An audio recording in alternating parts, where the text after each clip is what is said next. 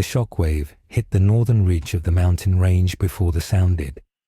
It was not the organic roar of thunder or the sharp crack of an explosion, but a sickening synthetic distortion that felt as though the air itself were being turned inside out. Trees that had stood for centuries were not merely uprooted.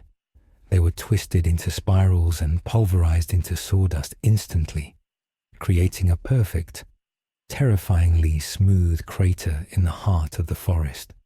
The local wildlife did not flee because they died before their instincts could register the threat. Their nervous systems overwhelmed by a sudden, crushing atmospheric pressure that had no origin in this world. This was not the presence of a demon, nor was it the aura of a master swordsman. It was a violation of the natural laws that governed the Taisho era. A foreign contaminant injected violently into a closed system. A Mizunoto-ranked slayer named Kaito, separated from his patrol unit, lay prone in the dirt 300 meters from the epicenter. His eardrums had ruptured, bleeding sluggishly down his neck. But the physical pain was secondary to the primal terror seizing his heart. He had faced demons that could dissolve flesh and bone, but this was different. The air tasted of ozone and static, a metallic tang that coated his tongue. He tried to grip the hilt of his Nichiren blade, but his fingers refused to close. The instinct to fight had been replaced by the instinct to exist as small as possible. In the center of the dust cloud, which swirled with unnatural violet sparks, something stood up. It did not scramble or claw its way out of the debris like a beast. It rose with a casual, terrifying fluidity, dusting off a uniform made of high-grade synthetic fabric that did not exist in 1912 Japan. Satoru Gojo blinked behind his blindfold, the darkness of the prison realm replaced instantly by the sensory overload of a pristine, moonlit forest. But to his 6 eyes, the world looked wrong. The flow of energy was archaic, thin, and disturbingly biological. There was no background hum of cursed energy from the fear of the masses, only a silent, ambient nature and pockets of grotesque, concentrated malice hiding in the shadows. He took a step, and the ground beneath him cracked. Unable to withstand the unconscious reinforcement of his limitless technique, he was not supposed to be here. The sealing ritual had gone wrong, or perhaps right in a way Kenjaku had not anticipated, ejecting him through the cracks of the boundary. A demon, drawn by the catastrophic noise, lunged from the canopy above. It was a grotesque construct of multiple arms and weeping sores, a creature that had feasted on a dozen humans the night before. It moved with speed that would have decapitated a seasoned slayer. To Gojo, it moved like it was suspended in amber. He did not dodge. He did not draw a weapon. He simply existed in that space. The demon's claws struck the invisible barrier of the infinity and stopped, the kinetic energy having nowhere to go. The creature shrieked, a sound of confusion rather than pain, as his momentum rebounded through its own skeletal structure. Gojo tilted his head, the white hair shifting in the breeze, and with a flick of his finger that contained the casual indifference of a god swatting a fly, he released a pulse of pure repelling force. The demon did not die. It was erased from the waist up, its regenerating cells atomized before they could remember how to heal. The blood rain that followed hissed as it touched the barrier, never reaching Gojo's skin. He looked at his hand, then at the terrified slayer freezing in the bushes, and realized with a cold, detached clarity that the rules of engagement had fundamentally changed. The balance of power in this world had just been shattered, and he was the hammer. The dust from the impact crater settled slowly, coating the surrounding cedar trees in a fine, ghostly powder that dulled the vibrant moonlight. Satoru Gojo stood in the center of the depression, his blindfold readjusting to the sensory input of a world that felt fundamentally archaic. The air was cleaner here, devoid of the smog and industrial pollutants of the 21st century. But it was also heavy with a different kind of impurity. His 6 eyes, operating at a fraction of their usual processing load due to the lack of ambient cursed energy in the atmosphere, scanned the environment with clinical detachment. He saw the terrified slayer, Kaito, shivering in the dirt, clutching a sword that radiated a peculiar solar resonance. Gojo crouched down, his expensive leather shoes crunching on the pulverized rock, and tilted his head. To Kaito, the man looked like a spirit or a deity of calamity, his white hair glowing ethereally against the backdrop of the shattered forest. Gojo spoke, and his voice was casual, almost bored, cutting through the tension like a knife through silk. He asked what year it was, but he didn't wait for an answer because the information was already evident in the fabric of the Slayer's uniform and the crude forging technique of the blade. It was the Taisho era, or a close approximation of it. Gojo stood up and dusted off his pants, realizing that the prison realm had not killed him but displaced him. The implications were annoying. He was separated from his students, from the Jujutsu High archives, and most importantly, from his supply of sweets. He looked at Kaito again, his blue eyes visible even through the black fabric of the blindfold as points of intense pressure. He demanded to know who the boy worked for and what the creature he had just vaporized was. Kaito, stammering and fighting the urge to vomit from the residual pressure of Gojo's aura, explained the existence of the Demon Slayer core and the threat of the man-eating demons. Gojo listened, analyzing the boy's micro-expressions and the heart rate to verify the truth. The concept of demons was familiar, but these were biological, not spiritual. They were flesh and blood anomalies, not coalesced negative emotions. This distinction was critical.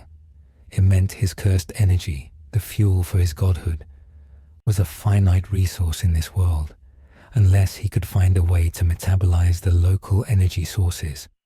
He felt no background radiation of curses here, no reservoir of human fear to tap into. He was a battery with no charger, albeit a battery with a near infinite charge. Gojo motioned for Kaito to stand. The young slayer struggled to his feet, his legs trembling. The hierarchy had shifted instantly. Kaito was no longer a warrior protecting humanity.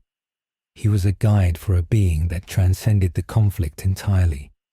They began to walk out of the crater, Gojo setting a pace that was deceptively leisurely, but forced Kaito to jog to keep up. As they moved through the dense forest, the silence of the night was oppressive. The wildlife had fled, leaving a vacuum that the wind struggled to fill. Gojo asked about the power system of the Slayers. Kaito explained the breathing styles, demonstrating a clumsy form of water breathing to illustrate the point. Gojo watched with critical fascination. It was a crude application of somatic feedback, using hyperoxygenation to trick the body into hysterical strength. It was simple, biological, and compared to jujutsu, incredibly inefficient. Yet Gojo respected the ingenuity of it. Humans without cursed energy pushing their bodies to the breaking point to fight monsters. It was charming in a tragic sort of way. Suddenly, the six eyes picked up a disturbance 3 kilometers to the east. It was not a single entity, but a cluster of malice moving with coordinated intent. A pack of demons, drawn by the sonic boom of Gojo's arrival, was converging on their location. Gojo stopped, his hand shooting out to grab Kaito's shoulder, halting the boy instantly. Kaito looked around frantically, seeing nothing in the dark woods. Gojo smiled, an expression that lacked warmth and promised violence. He told Kaito to watch closely. This was to be a lesson in the difference between fighting and extermination. The first demon burst from the underbrush a moment later. a hulking mass of muscle with horns protruding from its shoulders. It lunged for Kaito, ignoring the white-haired man who seemed to have no scent of fear. Gojo did not move his feet. He simply raised a finger. The air between the demon and the slayer warped. The demon slammed into the infinity, its face flattening against the invisible barrier. The creature snarled, swiping its claws against the space that would not yield. Gojo explained to the terrified Kaito that this was the power of convergence, the slowing of space to a point where contact was impossible. Then, Gojo flicked his finger. He did not use red or blue. He simply applied a localized telekinetic shove, reinforced with raw, cursed energy. The demon's head rotated 360 degrees with a wet snap, severing the spinal column. The body dropped, but Gojo watched as the cells began to knit themselves back together. Steam rose from the neck. The regeneration was faster than he expected.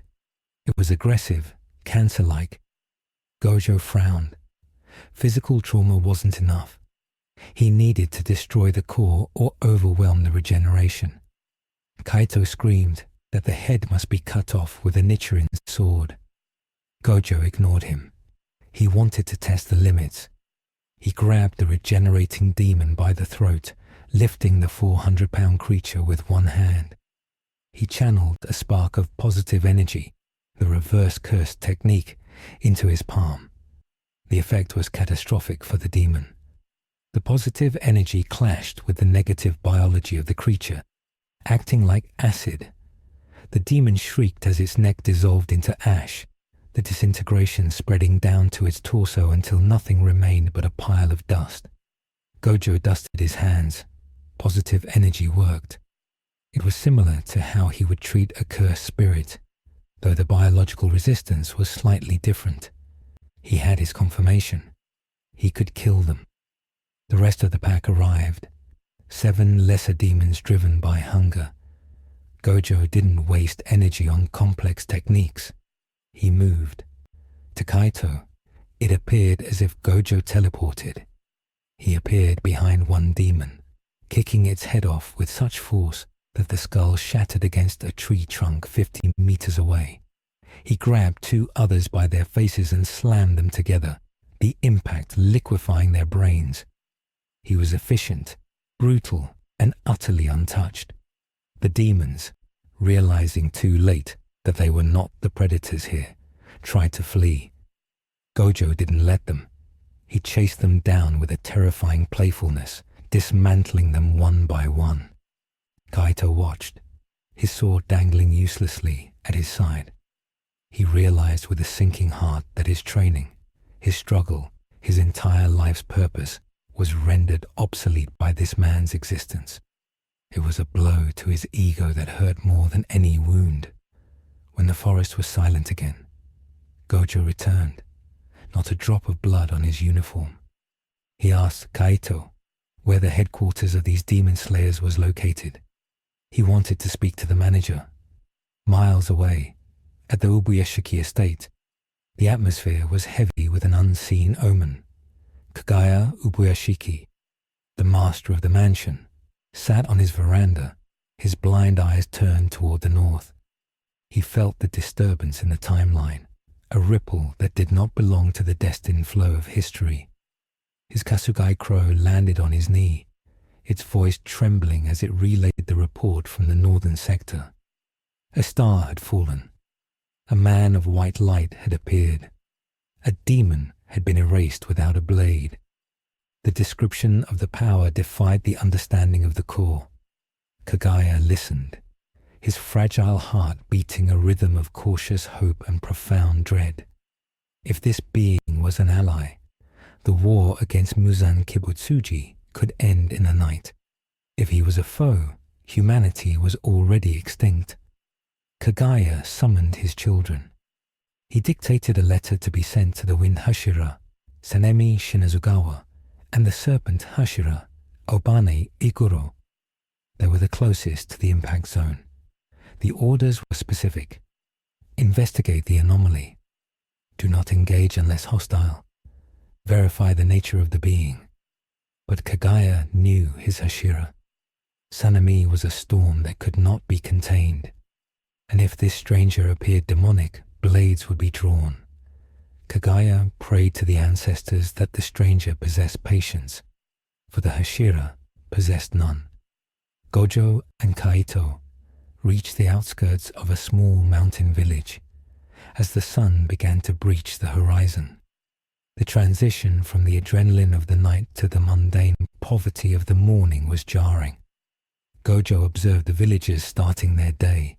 They wore rough spun clothes, their faces gaunt, their movements slow and burdened by hard labor. There was no electricity, no convenience stores, no paved roads. It was a world of mud and wood.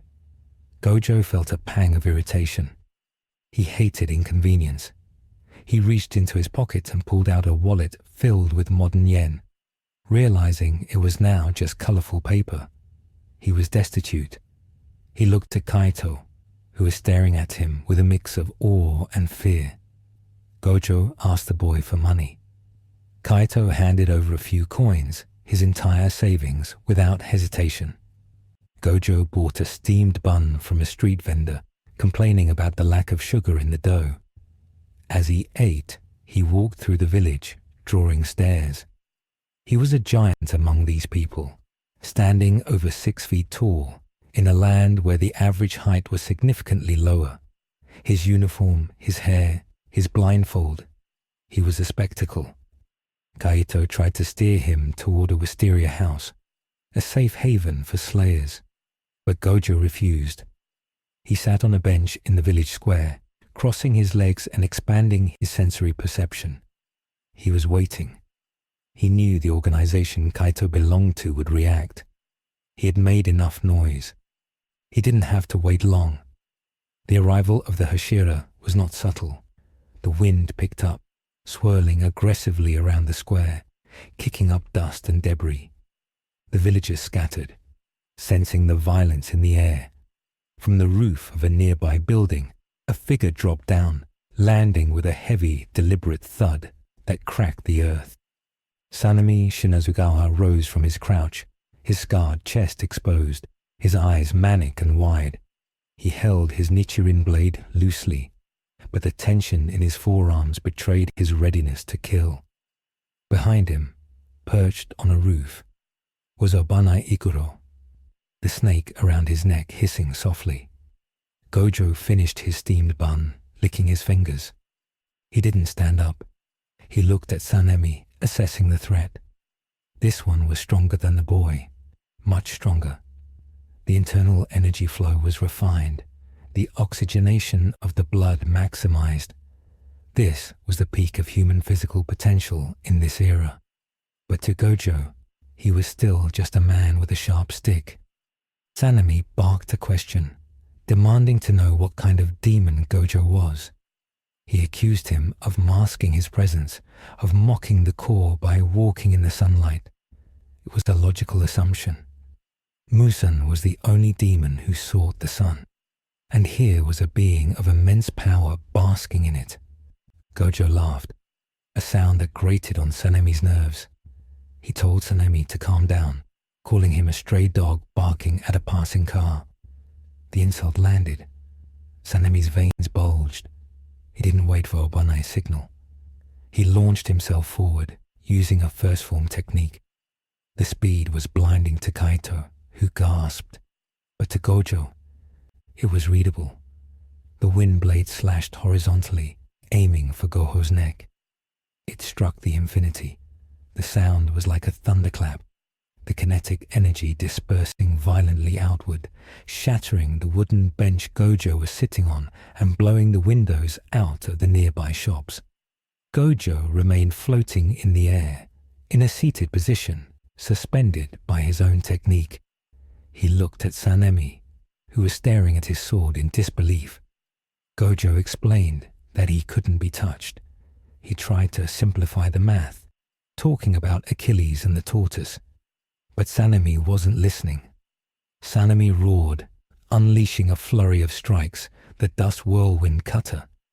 The air became a vortex of blades, shredding the ground, the buildings, the very atmosphere around Gojo. But the white-haired sorcerer just hung there, bored, checking his fingernails. Obanai joined the fray, realizing that brute force wasn't working. He moved like water, his serpent blade curving around the defenses, looking for a gap. He tried to target Gojo's eyes, his joints, the blind spots. But there were no blind spots. The six eyes saw everything. Gojo allowed them to exhaust themselves for a minute, observing their techniques. The wind breathing was aggressive, creating vacuums and pressure waves. The serpent breathing was tricky, bending the path of the strike. They were skilled. In a world without cursed energy, they were miracles of martial prowess. But they were fighting a fundamental law of the universe. Gojo decided to end the demonstration. He lowered his feet to the ground. As Sanemi lunged for a thrust, Gojo stepped forward, collapsing the distance. He didn't use a technique. He used a simple martial arts throw, reinforced with cursed energy. He grabbed Sanemi's wrist, twisted, and slammed the wind Hashira into the ground. The impact cratered the street. Sanemi coughed blood. The air knocked out of his lungs. Obanai struck from behind, but Gojo caught the serpent blade between two fingers, the metal groaning under the pressure. He flicked his wrist, shattering the tip of the Nichiren sword. Obanai leapt back, his eyes wide with shock. The weapon, forged from the ores that absorbed the sun, had snapped like a twig. Gojo stood over Sanemi, looking down with a mix of pity and arrogance. He told them that was enough. He wasn't a demon. If he were, they would already be dead. He explained that he was a human, just a better one. He asked again to see the master of the mansion. Sanemi, struggling to rise, spat blood at Gojo's shoes. The spittle stopped an inch from the leather, suspended in the air. Gojo sighed. He was about to knock them both unconscious when a crow landed on Sanemi's head. It squawked an order from Oyakata-sama. Stand down. Bring the guest. Do not engage further. The authority of the master was absolute. Sanemi froze, his body shaking with adrenaline and rage. He sheathed his sword with a violent click. He glared at Gojo, promising that if he made one wrong move, he would kill him. Gojo smiled, patted Sanemi on the head, which nearly caused the Hashira to have an aneurysm, and said he looked forward to the tea. The journey to the Ubuyashiki estate was tense. Gojo was blindfolded again, not by his own choice, but as a condition of entry, which he found amusing, since his blindfold was already better than anything they could use. He played along. Kaito was left behind, his role in history concluded, left to grapple with the trauma of insignificance. As Gojo was led through the wisteria forests, he analyzed the magical protections. The scent of the flowers was potent, a natural repellent to the biological makeup of demons. It was a soft magic, chemical and environmental. He wondered if it would affect him. It didn't. He walked through the barriers as if they were smoke. When they finally arrived at the estate, the sun was high. Gojo felt the presence of the other Hashira gathering. He was being led into a lion's den, but he was the one with the teeth. He was brought to the courtyard where Kagaya Ubuyashiki waited. The other Hashira were present: Gyome, Rengoku, Uzui, Shinobu, Muichiro, Mitsuri. They stood in a semicircle, their hands on their weapons. The tension was palpable. Gojo was unmasked, the cloth stripped from his eyes. He blinked, looking at the scarred, gentle face of Kagaya. The man was dying. The curse that plagued his bloodline was evident to the six eyes. It was a genetic rot, a spiritual cancer. Gojo felt a flicker of sympathy. Kagaya welcomed him, his voice soothing, possessing a strange cadence that put the mind at ease. He realized this was the 1 per F fluctuation voice, a charismatic ability. It didn't work on Gojo, but he appreciated the effort. Kagaya asked Gojo who he was. Gojo introduced himself. Satoru Gojo, the strongest. He didn't bow. The Hashira bristled at the disrespect. Sanemi stepped forward, but Gayome held him back. Kagaya smiled. He asked Gojo why he had come. Gojo replied that he fell. He was lost. And now that he was here, he saw a world infested with pests.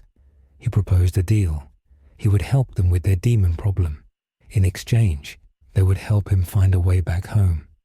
And while he was here, he would need food, lodging, and sweets. Lots of sweets. Shinobu Kocho stepped forward, her smile tight and artificial. She asked how he planned to help when he didn't use a Nichiren blade. She pointed out that demons could only be killed by the sun or the special ore. Gojo grinned. He raised his hand, pointing at a large boulder in the garden. He extended his index finger and thumb. Curse technique reversal. Red. He didn't use the full output. A golf ball-sized sphere of red energy manifested. He flicked it. The boulder didn't crack. It evaporated. The blast wave knocked the Hashira back, stripping the leaves from the trees and ruffling Kagaya's kimono. Where the boulder had been, there was only a smoking trench. Gojo looked at Shinobu. He told her that he didn't need to cut their heads off if there was no head left to cut. He explained that he didn't play by their rules. He was the rule. The silence that followed was absolute. Even Rengoku, usually loud and spirited, was staring at the destruction with wide eyes. Kagaya nodded slowly. He accepted the alliance. He gave Gojo the rank of special grade, a title he invented on the spot, outside the hierarchy of Mizunoto or Hashira. Gojo was to be a free agent, a nuclear deterrent in the war against the night.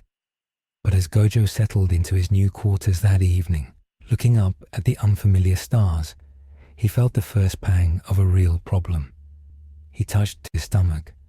He was hungry, not for food, but for energy. The display of red had drained a fraction of his reserves. Normally, his passive regeneration would handle it instantly, but here the recharge was sluggish. The atmosphere was thin. He calculated his reserves. At his current usage, maintaining the infinity 24/7 was sustainable, but high-output domain expansions or hollow purples were costly. He would have to ration his godhood. And somewhere in the dark, Muzan Kibutsuji opened his eyes. The Demon King had felt the tremor. He didn't know what Gojo was, but he felt a threat that eclipsed the sun. For the first time in 1,000 years, the predator felt the chill of being prey. Muzan ordered the upper moons to gather. The game had changed. The era of the demon was ending, and the era of the sorcerer had begun. But Gojo, lying on the tatami mat, was only thinking about one thing: how to explain the concept of kikufuku mochi to the estate chef. The tragedy of this timeline, he decided, was the lack of good dessert. 3 weeks after Satoru Gojo's arrival, the equilibrium of the Demon Slayer Corps had shifted from cautious optimism to a strained, terrifying reliance. The sheer existence of the sorcerer had disrupted the internal politics of the Hashira. Sanemi Shinazugawa and Obana Iguro refused to trust a man who claimed to be human, yet possessed the destructive capacity of a natural disaster, while Mitsuri Kanroji and Kyojuro Rengoku were drawn to his overwhelming confidence. Gojo, for his part, was bored. The daily routine of the Ubuyashiki estate was monotonous. There were no vending machines, no Jump Shonen magazines, and the sweets were traditional bean paste confections that lacked the aggressive sugar content he craved.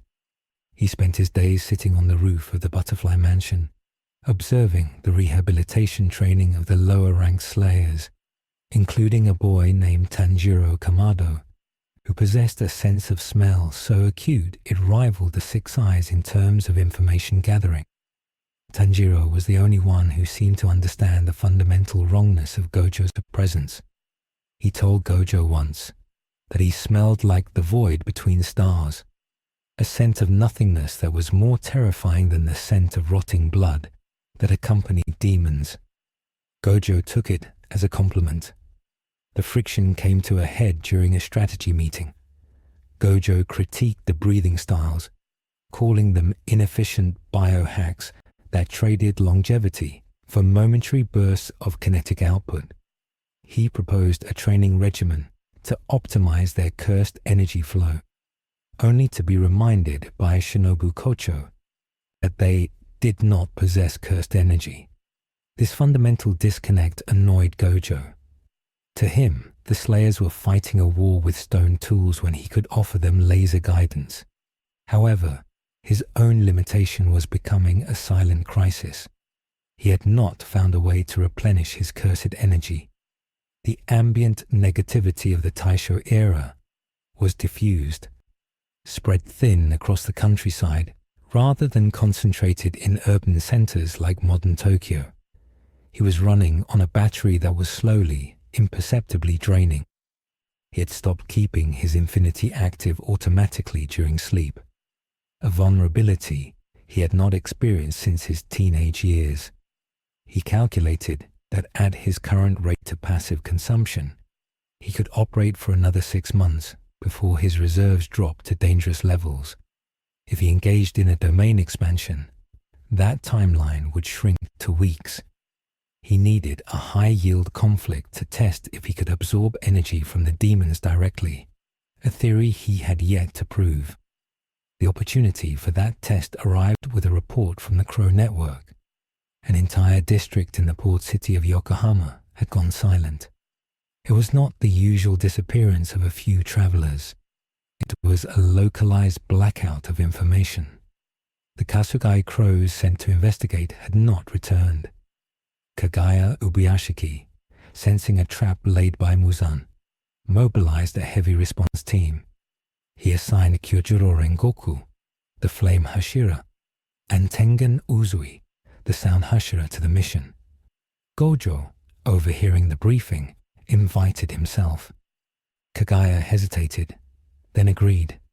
He knew that if this was an upper moon, the mortality rate for his children would be absolute without Gojo. The trio set out at dusk, moving along the newly constructed railway lines that connected the developing nation. Gojo rode on top of the train, enjoying the wind, while Rengoku and Tengen sat inside, discussing the tactical impossibility of an entire district vanishing. They arrived in Yokohama to a scene of surreal horror. The district in question, a dense cluster of red brick warehouses and foreign residences, was shrouded in a thick, wet mist that smelled of brine and rotting fish. The Six Eyes pierced the mist instantly. It was a blood demon art, a barrier technique that warped spatial coordinates.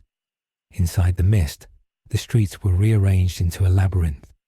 Gojo dropped from the train station roof, landing silently on the cobblestones. Rengoku and Tengen flanked him, their hands on their hilts. The silence was heavy, broken only by the wet slapping sound of something dragging itself across the pavement. From the fog emerged the residents of the district, but they were no longer human. They had been fused into ceramic pots, their limbs twisted and broken to fit inside, their heads protruding from the rims like grotesque flowers. It was the work of Gyoko, upper rank 5. The artist demon had turned the population into a living gallery. Tengen, usually flamboyant and loud, went deadly silent. This was not a fight. It was a desecration. Rengoku's grip on his sword tightened until the leather creaked. Gojo felt a spike of irritation. This was messy. It was aesthetic violence without purpose. Yoko revealed himself from a pot perched on a lamppost. giggling with a sound that grated on the ears. He boasted about his art, about the symmetry of the suffering. He didn't finish his sentence.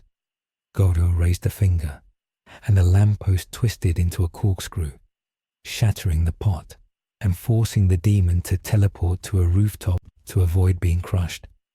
Gyoko shrieked in offense, summoning a horde of fish-like minions that spat poison needles. Rengoku stepped forward, his flame-breathing fourth form blazing a path through the needles, incinerating the fish before they could touch the ground.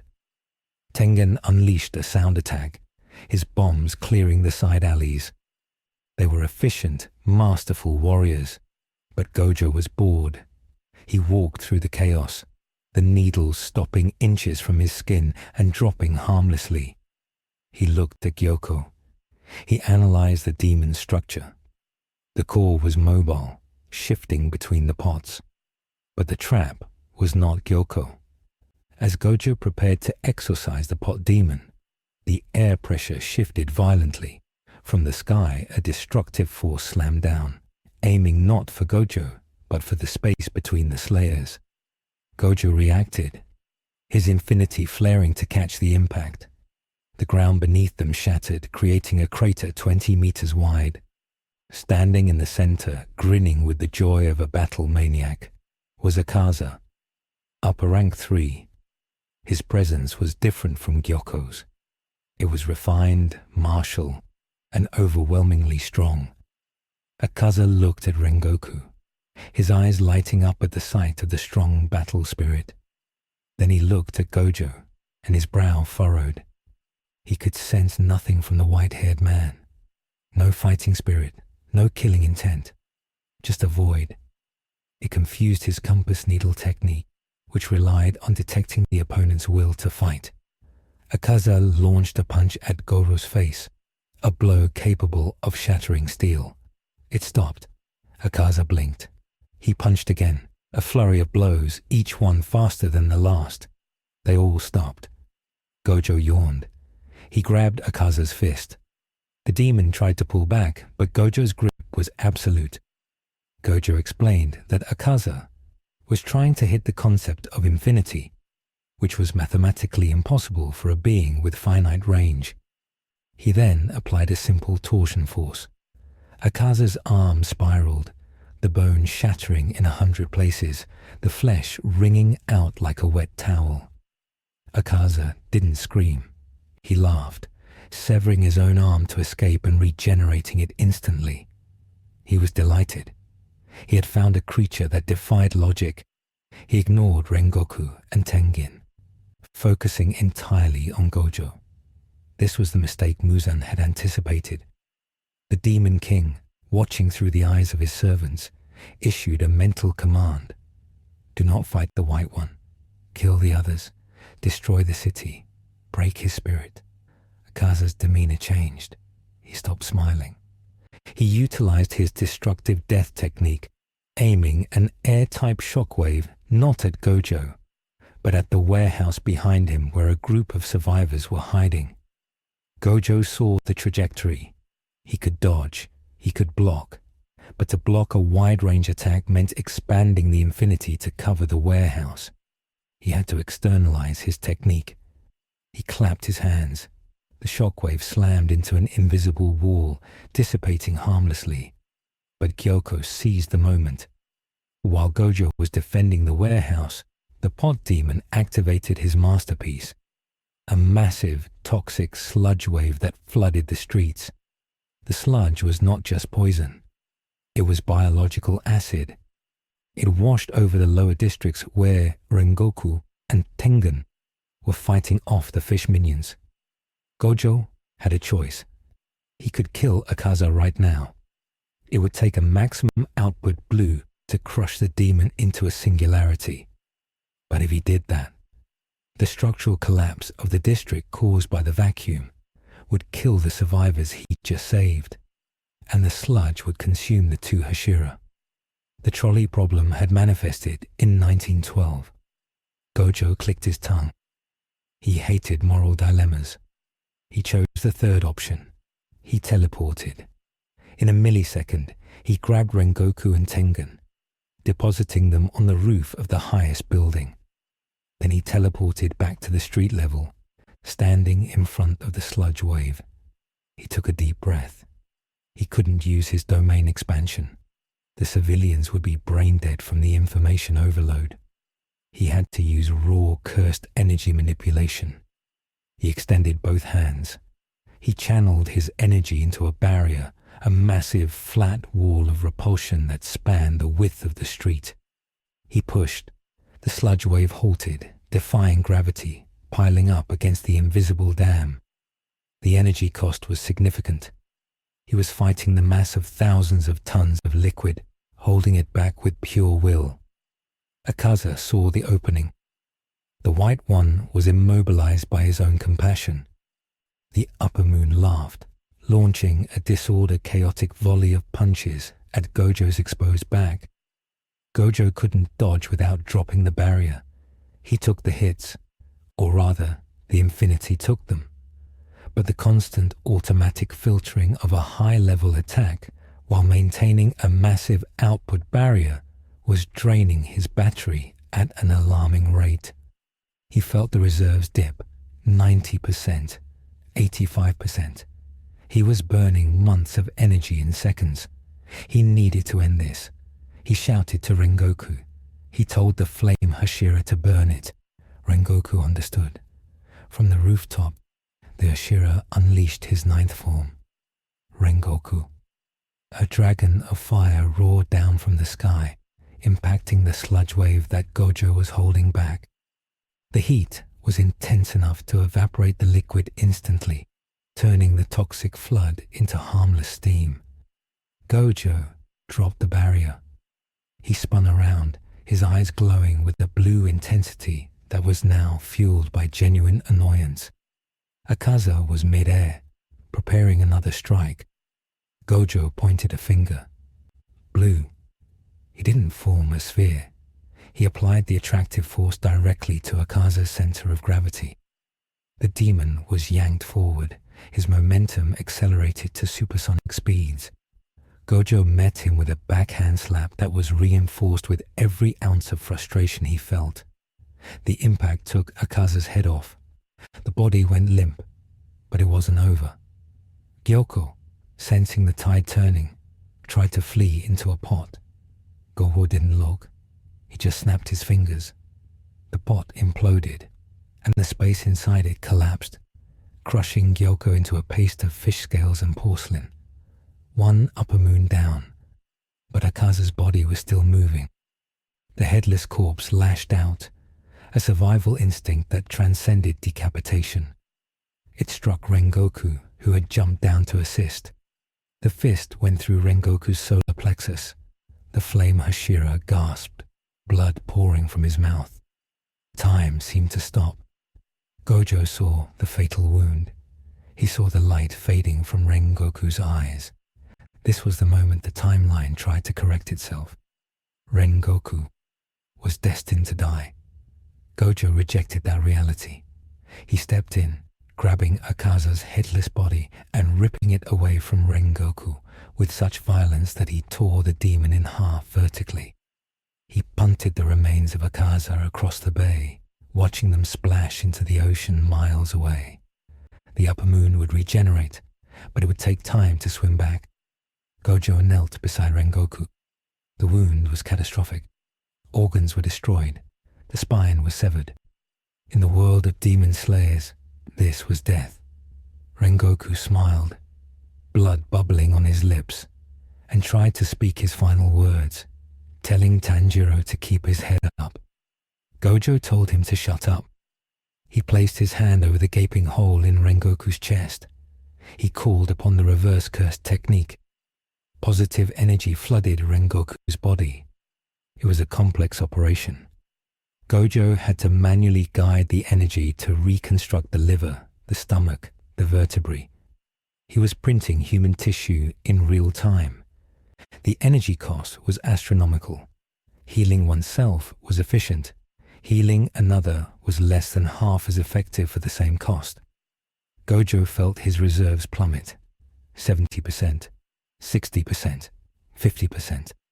He was pouring his godhood into this mortal vessel. Steam rose from Rengoku's chest.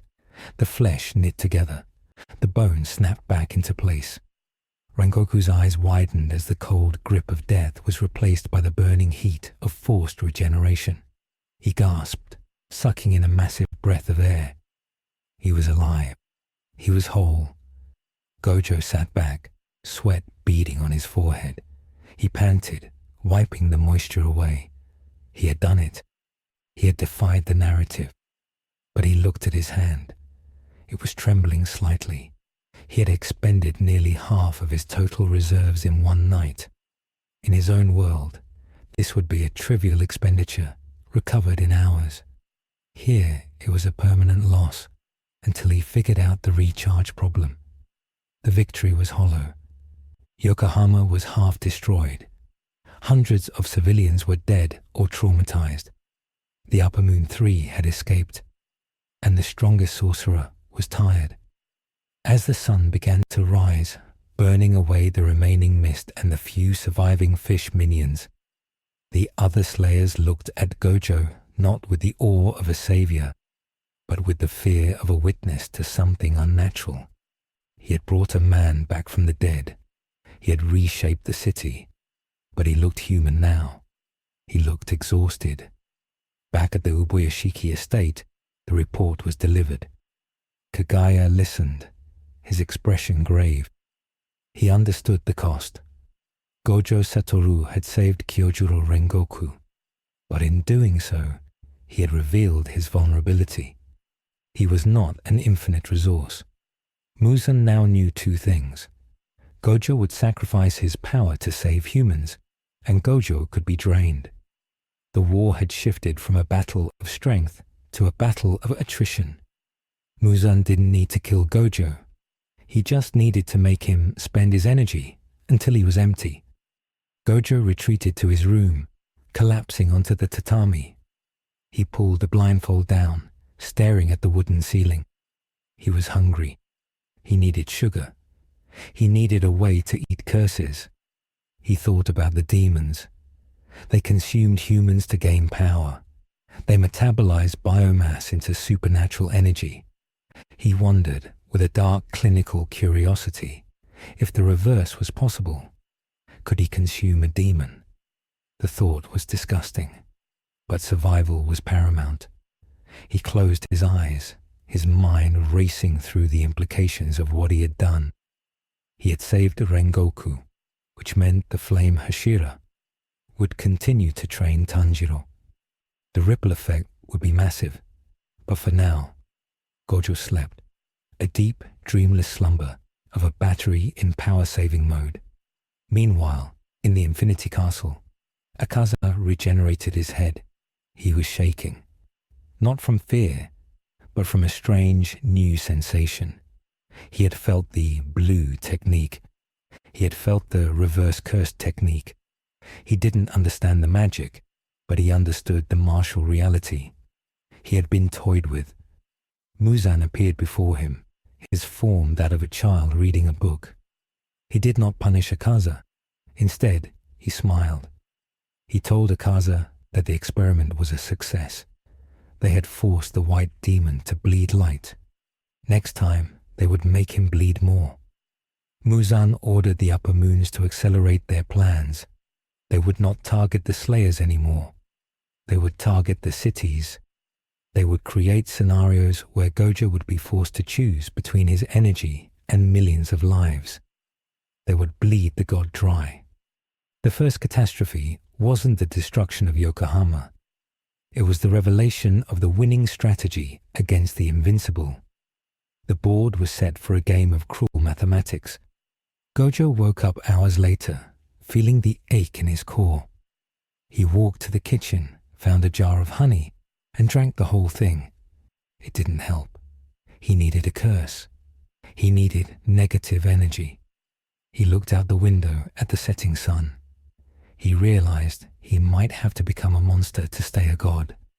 He called for Kaito, the young slayer from the mountain. He had a task for him. He needed Kaito to capture a live demon, not to kill it, to bring it to him. He needed to dissect the energy source. The morality of the act didn't bother him. He was Satoru Gojo. He would do whatever was necessary. The slide from hero to pragmatist had begun. The era of innocence for the Demon Slayer Corps was officially over. Now, they were just logistics in a resource war, and their greatest weapon was running out of ammo.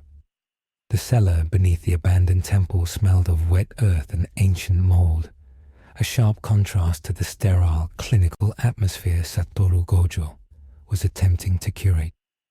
Kaito, the Mizunoto Slayer, who had been unfortunate enough to be the first to meet Gojo, stood by the heavy iron door, his hands trembling as he gripped the handle of his Nichiren sword. He was not there to fight. He was there to witness. In the center of the room, bound by chains that had been reinforced with wisteria extract, a captured demon thrashed and snarled. It was a lower rank equivalent, a creature of decent strength that had terrorized a logging camp before Gojo plucked it from the shadows with the casual ease of a man picking a ripe apple. The demon spat curses, its eyes bloodshot, promising 1,000 deaths to the white-haired human standing before it. Gojo ignored the threats, his blindfold removed, the 6 eyes analyzing the creature's biology with microscopic intensity. He was not interested in its personality or its sins.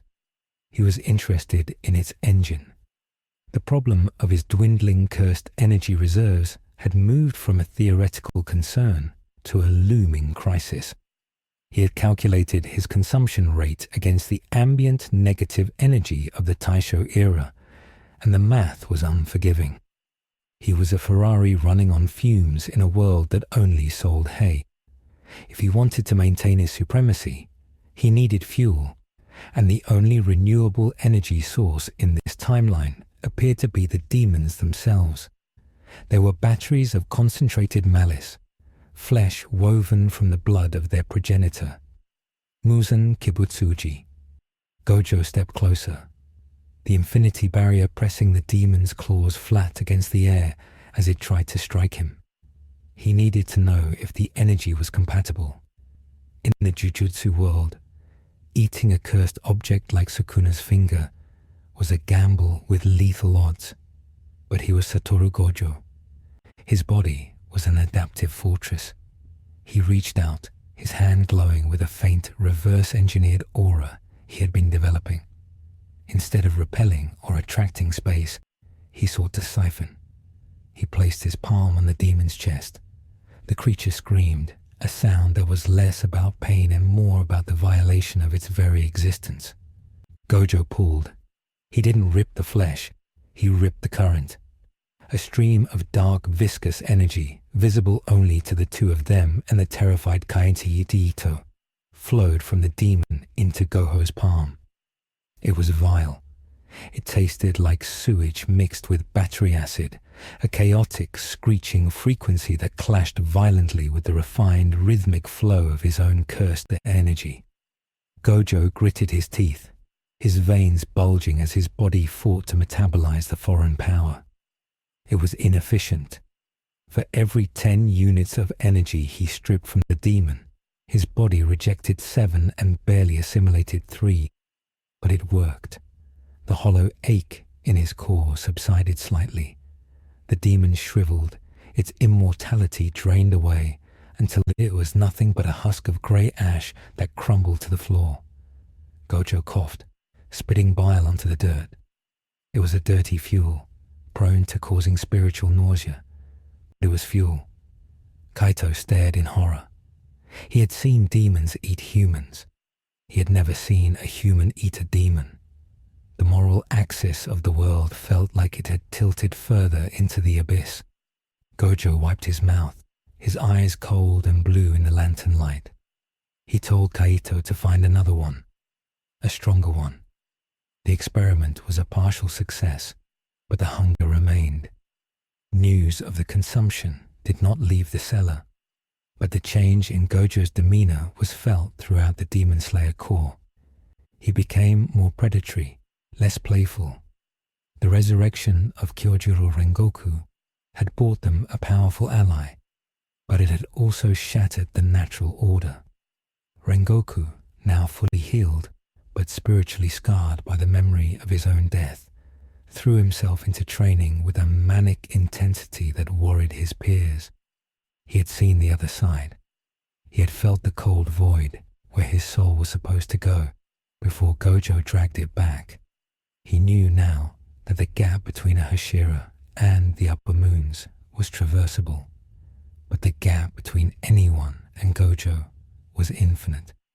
Rengoku gathered the other Hashira, Sanemi, Obanai, Mitsuri, Muichiro, Gyomei, the retired Tengen, and proposed a radical escalation by Suiten in their training regimen.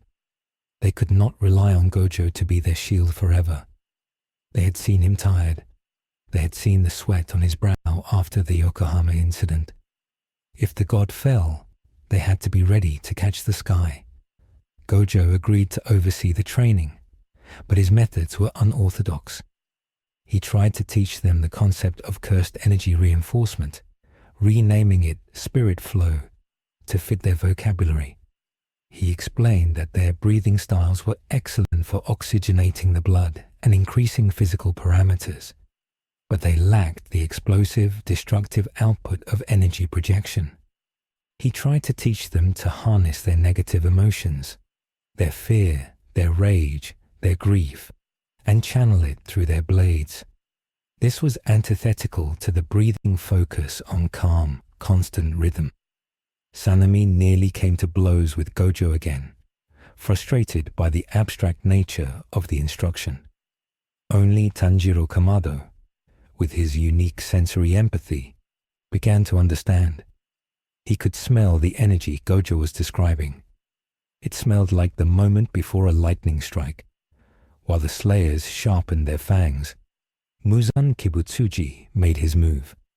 The Demon King was not a creature of rash decisions. He was a creature of survival. The data from Akaza's defeat and the reports of Gojo's energy fatigue painted a clear picture. Gojo was a limited resource. The strategy, therefore, was not to defeat him in single combat, but to spread him thin. Muzan ordered the mobilization of the remaining upper moons and the entirety of the lower moons, who were usually discarded as failures, but now served a tactical purpose: distraction. He targeted the infrastructure of the nation. He wanted to force Gojo to choose between saving the future and saving the present. The attack began on a moonless Tuesday. A coordinated assault on 3 major population centers simultaneously: Osaka, Nagoya, and the sacred temples of Nikko. The Kasugai crows arrived at the Ubuyashiki estate in a flurry of black feathers and panicked caws. The reports were identical in their catastrophe: fire, slaughter, chaos. Kagaya Ubuyashiki, bedridden as his curse accelerated, looked at the map spread out on the tatami mats. He knew this was the checkmate. Gojo could teleport, but he could not bilocate. He could clear a city in minutes, but in those minutes, the other 2 cities would be razed. The decision had to be made instantly. Gojo stood in the corner of the room, eating a bag of mochi he had coerced from the kitchen staff. He looked at the map. He pointed to Osaka. It was the industrial heart, the densest population. He would go there. He looked at the Hashira. He assigned them. Rengoku, Tanjiro, and Tengen, forced out of retirement, would go to Nagoya. Yomei, Sanemi, and Michiro would go to Nikko. The others would guard the master and the swordsmith village. It was a cold, calculated distribution of assets. There was no speech about saving everyone. There was only the logistics of minimizing the casualty count. Gojo vanished, the displacement of air ruffling the maps. The Hashira departed immediately after, their faces grim. They knew that for the first time, they were not fighting to win. They were fighting to buy time for Gojo to finish his dinner and come help them. Gojo arrived in Osaka mid-air, floating above the Dotonbori Canal. The city was burning. The water reflected the orange glow of the inferno, creating a hellish mirror image of the urban sprawl. Standing on the famous bridge, surrounded by piles of corpses, was Doma, upper rank 2. The cult leader demon waved enthusiastically at Gojo, his fans fluttering. Doma had been briefed. His job was not to kill Gojo. His job was to be the most annoying, durable, time-consuming pest in existence. He had filled the air with microscopic ice crystals, a blood demon art that shredded the lungs of anyone who inhaled them. Gojo's infinity filtered the crystals automatically, but the civilians were dropping like flies, coughing up frozen blood. Doma smiled, his rainbow eyes shimmering. He commented on how sad it was, all these fragile lives ending because they couldn't breathe. He asked Gojo if he could save them. Gojo didn't answer. He dropped. He landed on the bridge, the impact cracking the stone. He didn't use a technique. He just walked toward Doma. The demon unleashed a blizzard, a whiteout of sub-zero wind and ice lotuses. Gojo walked through it. The cold couldn't touch him. But the ice was spreading, freezing the river, freezing the buildings, freezing the people cowering in the alleys. Doma was turning Osaka into a morgue. Gojo realized the trap. If he used a large-scale technique like blue or red to vaporize Doma, the resulting shockwave would shatter the frozen, brittle buildings and kill thousands. Doma was hugging the civilians, using the city as a hostage shield. Gojo had to fight surgically. He had to dismantle an upper moon in a phone booth. He closed the distance, engaging Doma in hand-to-hand combat. It was a blur of violence. Doma's fans were razor-sharp, slicing at Gojo's neck, eyes, and arteries, only to be stopped by the neutral limit. Gojo countered with punches infused with cursed energy. Heavy, brutal strikes that caved in Doma's chest and shattered his skull. But Doma regenerated instantly, his ice clones rising from the mist to attack from multiple angles. It was a stalemate of attrition. Gojo was spending energy to maintain the infinity and deliver high-output strikes, while Doma was spending biomass that he replenished by absorbing the frozen bodies around him. The demon was eating the battlefield to stay in the fight. Gojo felt a spike of genuine anger. This creature was efficient. It was a parasite that understood the economics of war. Meanwhile, in Nagoya, the situation was dire. Rengoku, Tanjiro, and Tengen were facing Hantengu, upper rank 4. The coward demon had split into his emotion clones, and they were wreaking havoc on the castle district. Zohakuten, the hatred manifestation, floated above the devastation, beating his wooden drums to summon wood dragons that crushed entire city blocks. Rengoku was a whirlwind of flame, his sword cauterizing wounds as he inflicted them. But he was struggling.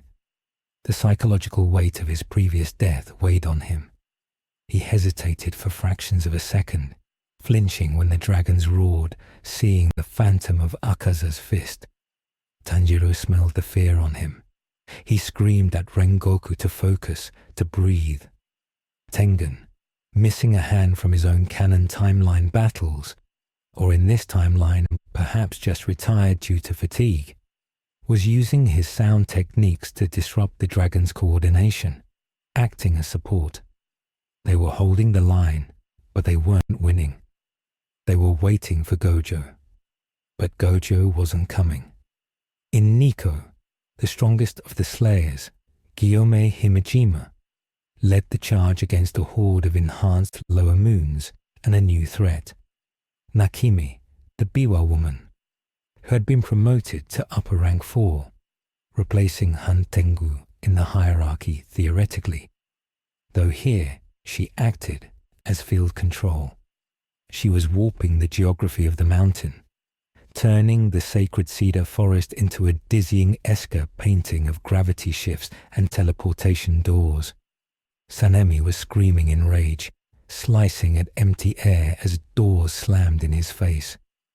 Moichiro was quiet, analyzing the pattern, but the misty terrain neutralized his mist-breathing advantages.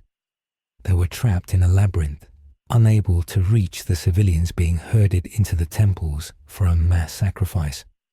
Back in Osaka, Gojo made a choice. The fight with Doma had dragged on for 20 minutes. Too long. The death toll was rising. Gojo stopped punching. He stood still, letting Doma's ice clone surround him.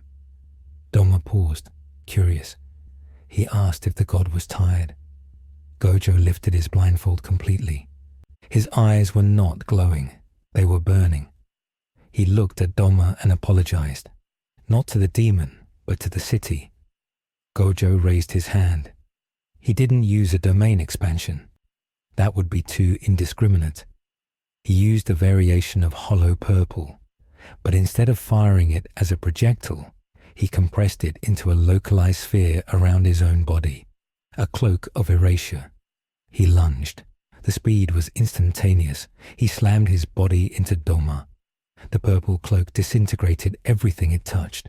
Doma's fans, his arms, his torso. They didn't break. They ceased to exist.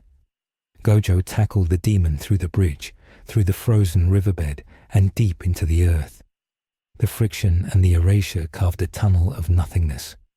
Underground, pinned against the bedrock, Doma tried to regenerate, but the purple energy was eating his cells faster than they could divide. Gojo held him there, his hand gripping the regenerating skull. He didn't just kill him. He began to absorb him. He forced the siphon technique he had practiced in the cellar. He drank Doma. It was an act of cannibalistic necessity.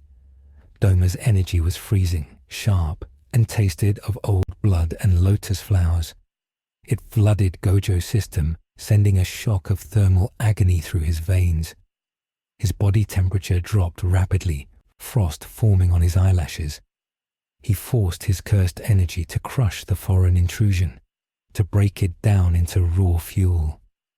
Doma screamed, not physically, but psychically, a wail of disbelief as he was processed into calories for a sorcerer.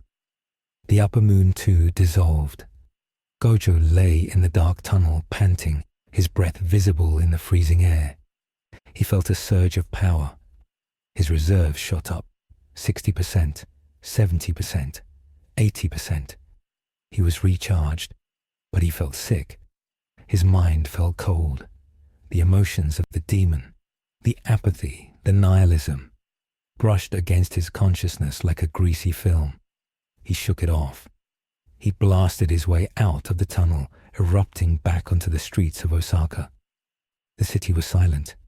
The ice was melting. The survivors were staring at the hole in the ground. Gojo didn't wave. He levitated and shot toward Nagoya at Mach speed. He arrived in Nagoya 4 minutes later. It was too late. The battle was over. Antengu was dead, beheaded by a combined effort of Tanjiro and Rengoku, who had unlocked his Demon Slayer mark in the desperate struggle. But the cost was visible. The castle district was a crater, and Tengen Uzui lay amidst the rubble, his chest crushed by a wood dragon. The sound. Hashira was dead. He had sacrificed himself to push Tanjiro out of the path of a fatal blow. Rengoku was kneeling beside him, weeping silently, his flame extinguished by grief. Gojo landed softly. He looked at Tengen's body. There was nothing to heal. The damage was total. He looked at Rengoku. The flame. Hashira looked up, his eyes filled with a new emotion. Resentment. Why are you late? The question hung in the air, unspoken but deafening. You are the strongest. You can teleport. Why are you late? Gojo felt the accusation. He said nothing. He couldn't explain the physics of bilocation or the necessity of eating Doma to ensure he had the energy to fight the next battle. He just stood there, the strongest being in the world, unable to fix the silence of a dead friend. The news from Nika was better, but only slightly. Gyome had shattered Nakimi's biwa, breaking her control, and Sanemi had slaughtered the lower moons. But the civilians in the temples had been taken. Muzan hadn't killed them. He had abducted them. Thousands of people gone, taken to the Infinity Castle. Muzan was building an army, or a larder. The Hashira regrouped at the Ubuyashiki estate the next morning. The mood was funeral. They had killed 2 upper moons in one night, a feat that had never been achieved in centuries. It should have been a victory. But Osaka was half destroyed. Nagoya was scarred. Tengen was dead, and thousands were missing. And Gojo looked different. His skin was paler. His aura was sharper, colder. The consumption of Doma had left a trace. Kagaya Ubuyashiki, nearing his end, spoke from behind his screen. He praised their bravery. He mourned Tengen. But he laid out the reality. Muzan was preparing for a final eclipse. He wasn't hiding anymore. He was harvesting. The abduction of the civilians meant he was likely trying to create a massive amount of demons quickly, perhaps to overwhelm Gojo with sheer numbers, or to find the one human with the rare blood type he sought. Kagaya turned his blind eyes toward Gojo. He asked if Gojo was okay. Gojo smiled, but it didn't reach his eyes. He said he was full. The comment sent a shiver down Shinobu's spine. She had analyzed Gojo's blood earlier that morning at his request.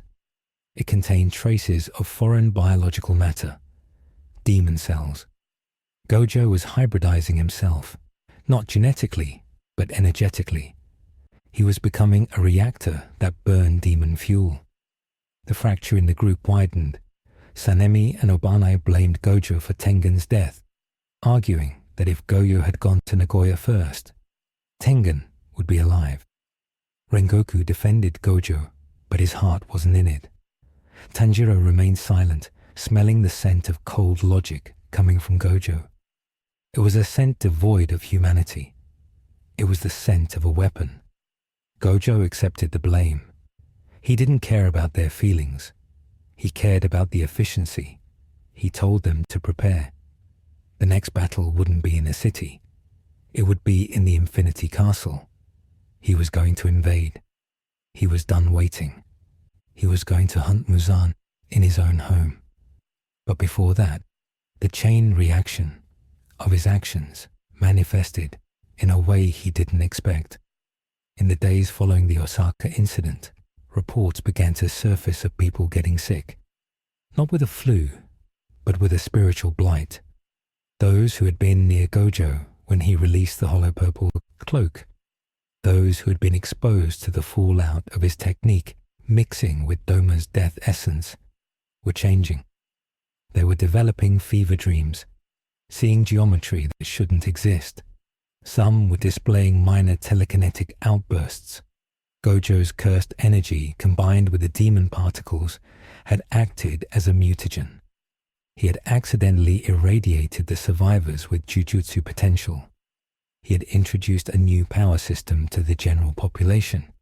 It wasn't control. It was cancer.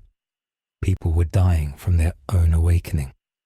Gojo visited a hospital in Osaka.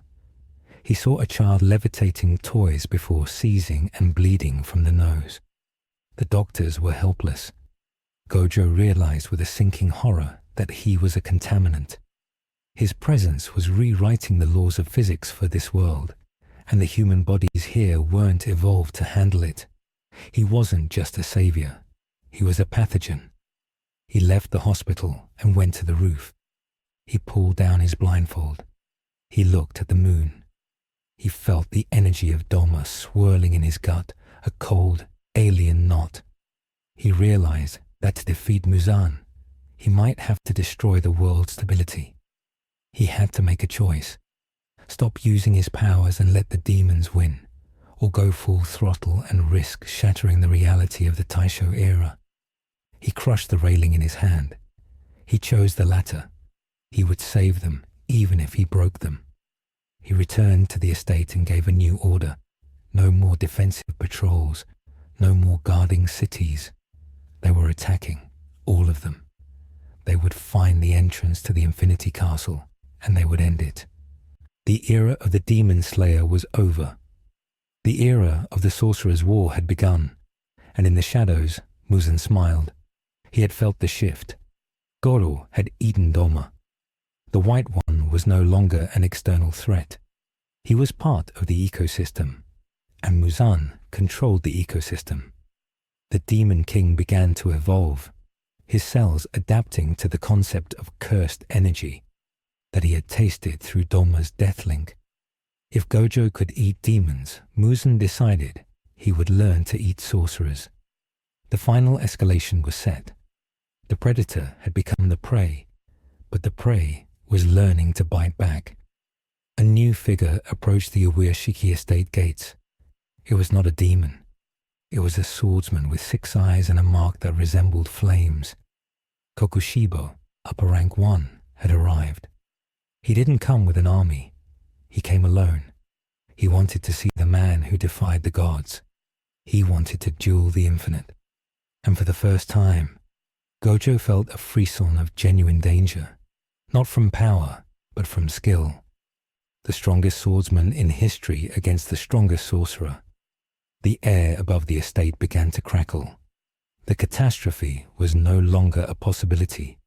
It was a guest at the door.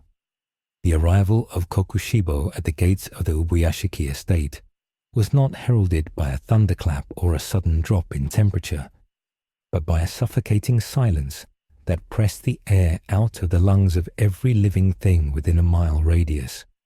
The birds had stopped singing hours ago, and the insects in the grass had ceased their chirping, leaving a vacuum of sound that amplified the crunch of gravel under the upper rank one's feet.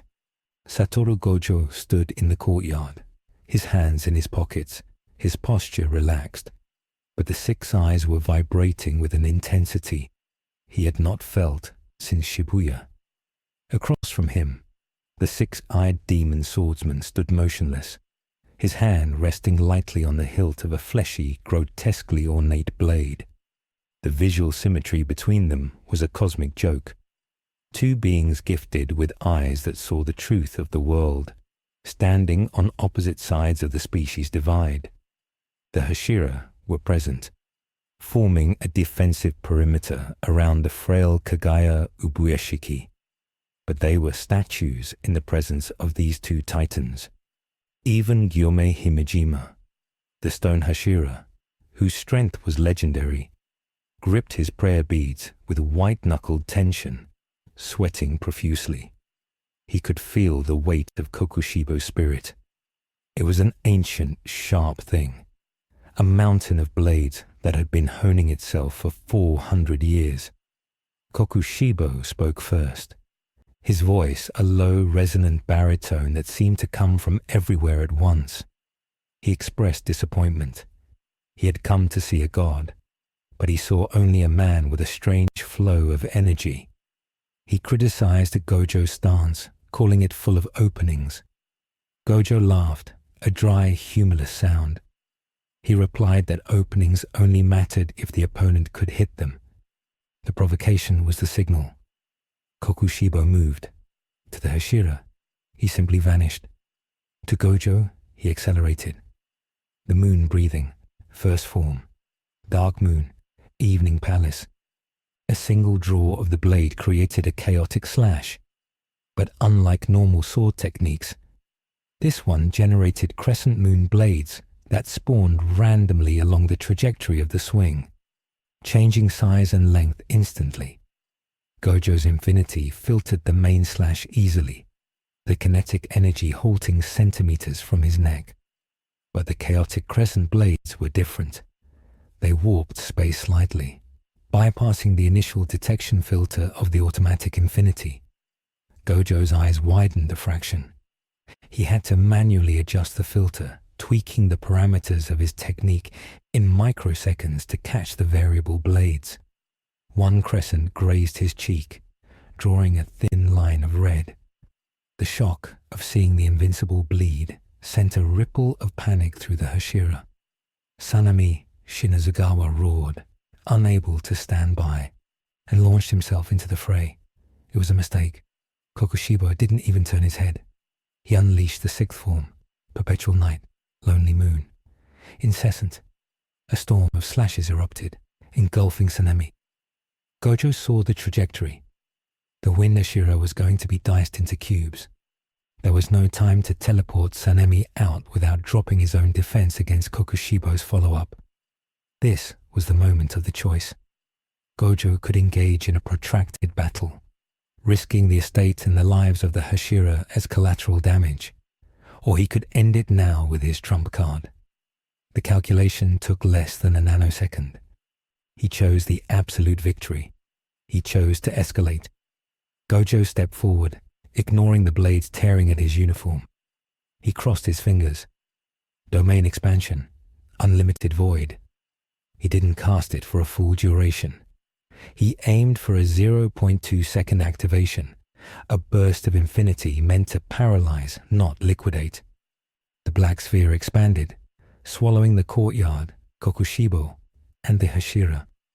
For the humans, the experience was a momentary blackout, a flash of white noise that left them stumbling and nauseous. For Kokushibo, it was an eternity. The demon swordsman was flooded with infinite information.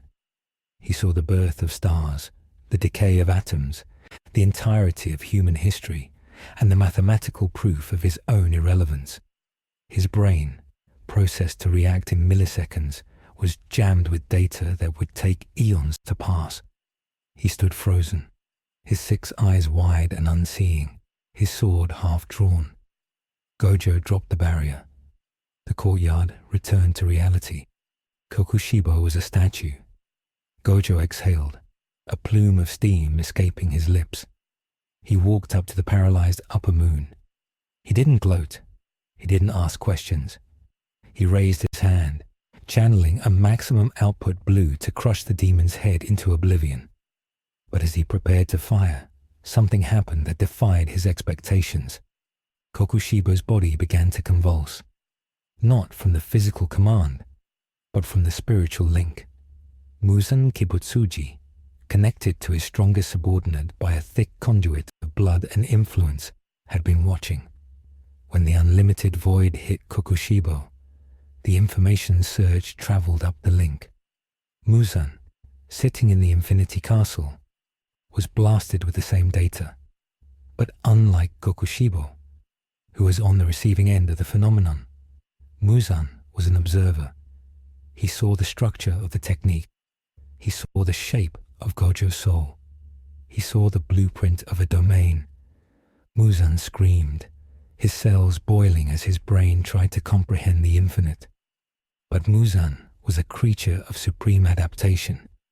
He didn't break. He learned. He realized that Gojo was manipulating the environment to impose his own reality. Muzan severed the connection to Kokushibo instantly to save himself. But the seed had been planted. The Demon King had just been given the source code for the next stage of evolution. Back in the courtyard, Kokushibo fell to his knees. The severance of the link and the aftershocks of the void left him broken. He mumbled Yorichi's name, tears of blood streaming from his 6 eyes. Gojo fired. The blue singularity imploded Kokushibo's head and upper torso. The body crumbled. There was no regeneration. The will to live had been washed away by the information overload. The strongest demon was dead. The Hashira stared at Gojo in silence. There was no cheering. They had just felt the edge of his domain. They felt the nausea of insignificance. They realized that Gojo had held back for their sake, but the mere proximity to his true power was toxic. Kagaya Ubuyashiki, bleeding from his nose due to the pressure, whispered a warning. He is not gone. He meant Muzan. But the warning came too late. The ground beneath the estate began to rumble. It wasn't an earthquake. It was a dimensional shift. The death of Kokushibo and the data transfer to Muzan had triggered a response. The Infinity Castle was no longer a passive hideout. It was aggressive. Doors opened in the sky, in the ground, in the walls of the estate. Gravity inverted. The entire mountain upon which the estate sat was pulled downward, sucked into the subspace of the demon fortress. Gojo tried to grab the Hashira, to teleport them to safety, but the space itself was being rewritten. His teleportation coordinates failed. The blue pulled at nothing. They were falling. The fall was endless. They landed in a chaotic sprawl of wooden platforms and inverted staircases. The Infinity Castle had changed. It was no longer the clean, elegant labyrinth of Nakimi's design. It was pulsating. The wood had veins. The shoji screens were made of stretched skin. The atmosphere was thick with a heavy, oppressive miasma that tasted like ozone and rot. It was cursed energy, or rather, a crude biological imitation of it. Muzan, having glimpsed the nature of Gojo's power, was attempting to replicate it using his own vast biomass. He was turning the entire castle into a living domain. Gojo landed on a floating platform, his shoes clicking on the hardwood. He looked around. He was alone. The spatial warping had separated the group. This was the first consequence of his choice. By using the domain, he had forced Muzan to adapt, and Muzan's adaptation was to weaponize the environment against them. Gojo felt a drain on his energy. The air here was hostile. It was actively trying to digest him. He checked his reserves. The boost from eating Domo was still there, but it was depleting faster than calculated. He needed to find the others. He needed to find Muzan. Elsewhere in the castle, the separation had created nightmare scenarios. Tanjiro, Rengoku, and Giyu Tomioka landed in a corridor that smelled of rust and salt. They were immediately set upon, not by demons, but by the castle itself. The walls lashed out with wooden tendrils trying to impale them. Rengoku burned them away, his flame brighter and hotter than before, fueled by his desperate need to prove he wasn't a liability. Tanjiro sniffed the air. He smelled Akaza. But the scent was wrong. It was mixed with something else, something metallic. Akaza stepped out from the shadows. He had regenerated his head, and his body had evolved. He was covered in bone plating that resembled samurai armor. His eyes were no longer focused on the battle spirit. They were cold, analytical. He had stopped smiling. "The White One broke the game," Akaza said, his voice devoid of its usual battle lust. "Muzan-sama has rewritten the rules." Akaza didn't just punch. He punched the air, and the air shattered. He was using a crude imitation of Gojo's concussion mechanics. He was creating shockwaves that traveled through the floor, bypassing defenses. Rengoku stepped forward, his blade igniting. "I will not lose again," he declared. But as he clashed with Akaza, he realized the terrifying truth. Akaza wasn't just stronger physically. He was absorbing the kinetic energy of the blows. The demon had adapted to the concept of energy flow. Every strike Rengoku landed seemed to feed Akaza. Meanwhile, Gojo was walking through the central distinct of the castle, a massive cavern filled with floating pagodas. He was bored but focused. He was looking for the core. Suddenly, the space around him warped. Nakime, the Biwa woman, appeared on a high platform. But she wasn't playing a biwa anymore. She was fused into the structure of the castle, her body a mass of wires and wood. She plucked a tendon, and a building the size of a skyscraper was hurled at Gojo.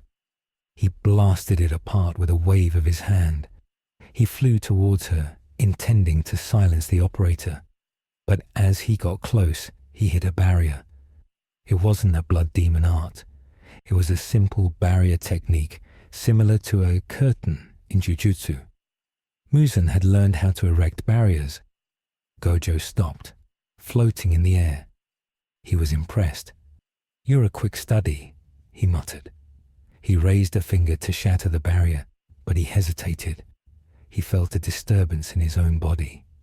The demon energy he had consumed from Doma was reacting to the castle.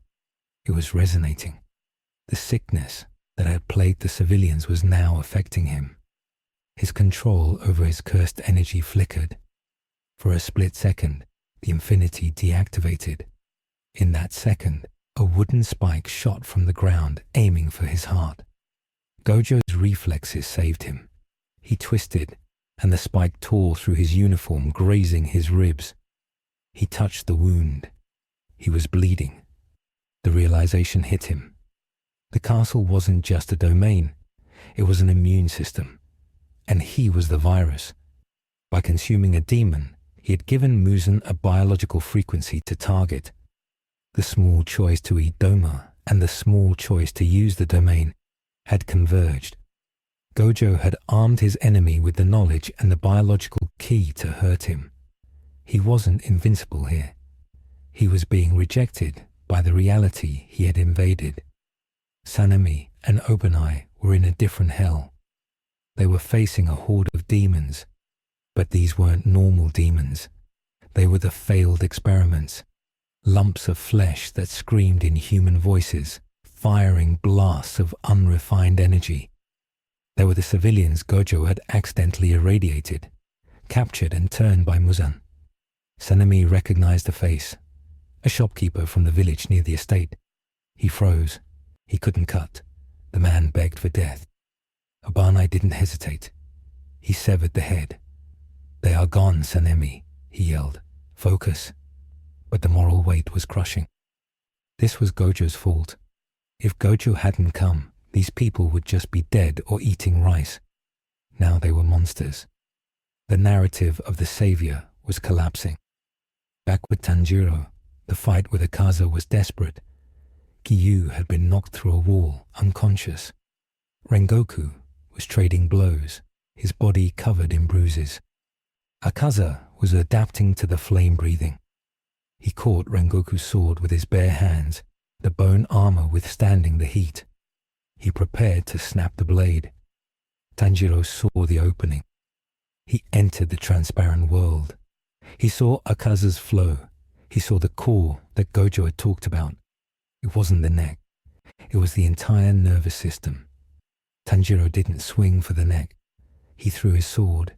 He threw it with a rotation that mimicked the red technique he had seen Gojo use. A repelling spin. The sword pierced Akaza's chest, the spin disrupting his regeneration. Akaza staggered. Rengoku roared, summoning every ounce of his spirit. Ninth form, Rengoku. The dragons of fire consumed them both. This time, Rengoku didn't aim to cut. He aimed to burn Akaza to ash. The explosion shook the sector. When the smoke cleared, Akaza was gone. Rengoku stood, his skin burned, his hair singed, breathing heavily. He had won, but he fell to his knees, coughing blood. The strain of pushing his body beyond the limits of the Taisho-era physique, trying to match the output of a sorcerer, had ruptured his internal organs. Tanjiro rushed to him. Rengoku looked at the boy. I didn't need him," he whispered, a tragic pride in his voice. "I did it myself." Gojo felt Rengoku's life force flicker. He could go to him. He could save him again. But Nakime was blocking the path to Muzan. If he left now, Muzan would finish the assimilation of the domain mechanics and become unstoppable. Gojo had to choose: save the friend or kill the monster. This time the choice was colder. He didn't turn back. He looked at Nakime. "Get out of my way," he said, his voice vibrating with cursed energy. He clasped his hands. Maximum technique, blue. He didn't target her. He targeted the space behind her. The suction created a vacuum so intense it pulled the entire central structure apart. Nakime was torn from her wires. The castle screamed. Gojo flew through the wreckage, descending toward the deepest pit of the fortress. There, sitting on a throne of flesh, waited Muzan Kibutsuji. The Demon King looked different. His skin was white as porcelain, and intricate black tattoos, markings that resembled Sukuna's, were spreading across his body. He held a ball of flesh in his hand. It was the head of a slayer. Muzan looked up at Gojo. "Welcome, Satoru," Muzan said. "I have been waiting. I have learned so much from you." Muzan stood up. The air around him warped. He didn't have cursed energy, but he had biogravitational manipulation. He had evolved to become a living singularity. "Let us see," Muzan smiled, "whose infinity is superior." Gojo landed. He was tired. His side ached. His friends were dying. The world was broken, and the monster in front of him was his own creation. He pulled down his blindfold, tossing it aside. It dissolved into the darkness. "You're just a cheap knockoff," Gojo said, masking his concern with arrogance. "And you," Muzan replied, "are a battery running out of charge." The final confrontation was set, but the cost was already paid. In the distance, the sound of Sanemi screaming in grief echoed through the halls. Rengoku lay dying, refusing to be healed because he wanted to die a human. The civilians were monsters, and Gojo stood alone, the strongest sorcerer in a world he had ruined in order to save. The small choice to use the unlimited void had given Muzan the keys to the kingdom. Now, Gojo had to burn the kingdom down to kill the king. As the two forces prepared to clash, the castle shifted again. It began to rise. Muzan wasn't just fighting Gojo. He was surfacing. He was taking the Infinity Castle to the surface, to Tokyo. He wanted to show the world his new power. He wanted to turn the capital into his feeding ground. Gojo realized the stakes had just multiplied. If they reached the surface, millions would die. He had to end it here, in the dark. He clenched his fists. The blue aura around him flared, erratic and violent. "Let's dance," he whispered, and the world dissolved into light. The terrifying realization that the hero was the architect of the villain's ascension. The slayers were scattered, broken, and disillusioned, and the god was bleeding. The stage was set for the final convergence, where the only way to win might be to lose everything. Gojo charged, and for the first time in his life, he wasn't sure if he would win. The hesitation was microscopic, but to Muzan, it was a highway. The Demon King struck, and the sound of breaking bone echoed through the abyss. The invincible had been touched. The tectonic groan of the Infinity Castle breaching the surface of Tokyo was a sound that marked the end of an era and the violent birth of a new, terrible history. It did not rise like a building. It erupted like a tumor pushing through the skin of the earth. The asphalt of the Ginza district buckled and snapped, tossing streetcars and early automobiles into the air like toys. The castle, a sprawling, chaotic mass of traditional architecture fused with pulsating, vein-covered flesh, clawed its way into the twilight sky, casting a shadow that swallowed the imperial capital. Dust and debris choked the air, turning the setting sun into a bloody smear on the horizon.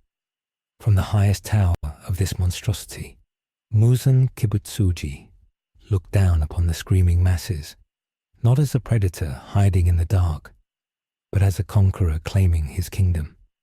He had shed the guise of humanity entirely. His form was now an apotheosis of biological horror, white bone armor encasing a body that shifted and rippled with every breath, whip-like tentacles extending from his back, each one tipped with a mouth that tasted the air for sorcerer blood. He was no longer just the Demon King. He was the living domain, a creature who had rewritten his own cellular structure to mimic the concept of an inescapable reality. Satoru Gojo, stood on a fragment of a floating pagoda, hovering level with Muzan. He was bleeding. The wound on his side, inflicted in the depths of the castle, was not healing. The anti-regeneration properties of Muzan's new biology were acting like a poison, disrupting the flow of reverse curse technique. Gojo panted, the white puffs of his breath visible in the cooling air. His uniform was tattered, exposing skin that was pale and clammy. The consumption of Doma had given him a temporary boost, but the cost was a spiritual rejection that was now manifesting as physical tremors.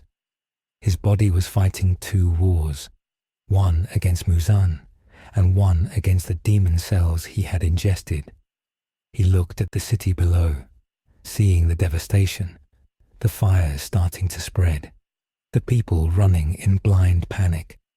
He realized, with a heavy, leaden clarity, that he had failed to contain this. The secret war was over. The supernatural was public, and he was running on empty. Muzan didn't wait for a dramatic speech. He attacked. The tentacles lashed out, not with kinetic force, but with spatial distortion. Muzan had learned. He wasn't trying to hit Gojo. He was trying to collapse the space Gojo occupied. The air screamed as gravity inverted around the sorcerer. Gojo teleported, reappearing instantly behind Muzan, aiming a finger at the demon's skull. Blue.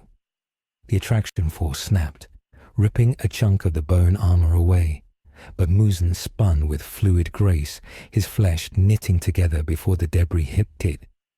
The ground. A mouth on Muzan's back opened and shrieked, a sonic attack layered with a paralytic toxin. Gojo's infinity filtered the sound waves, but the sheer pressure forced him back. He skidded across the roof tiles, his shoes carving grooves into the wood. This was the stalemate. Gojo couldn't land a lethal blow without a maximum output technique, which he couldn't afford. And Muzan couldn't touch Gojo without exhausting his own biomass, which he had in abundance thanks to the castle consuming the city's foundation. Below them, inside the labyrinth of the rising castle, the tragedy of the Hashira was reaching its conclusion. Kyojuro Rengoku lay on a wooden platform, his chest heaving. The hole in his torso from the Akaza fight was cauterized, but the internal damage was total. His organs had failed. He was dying. Tanjiro Kamado knelt beside him, tears streaming down his face, his hands gripping Rengoku's blood-stained haori.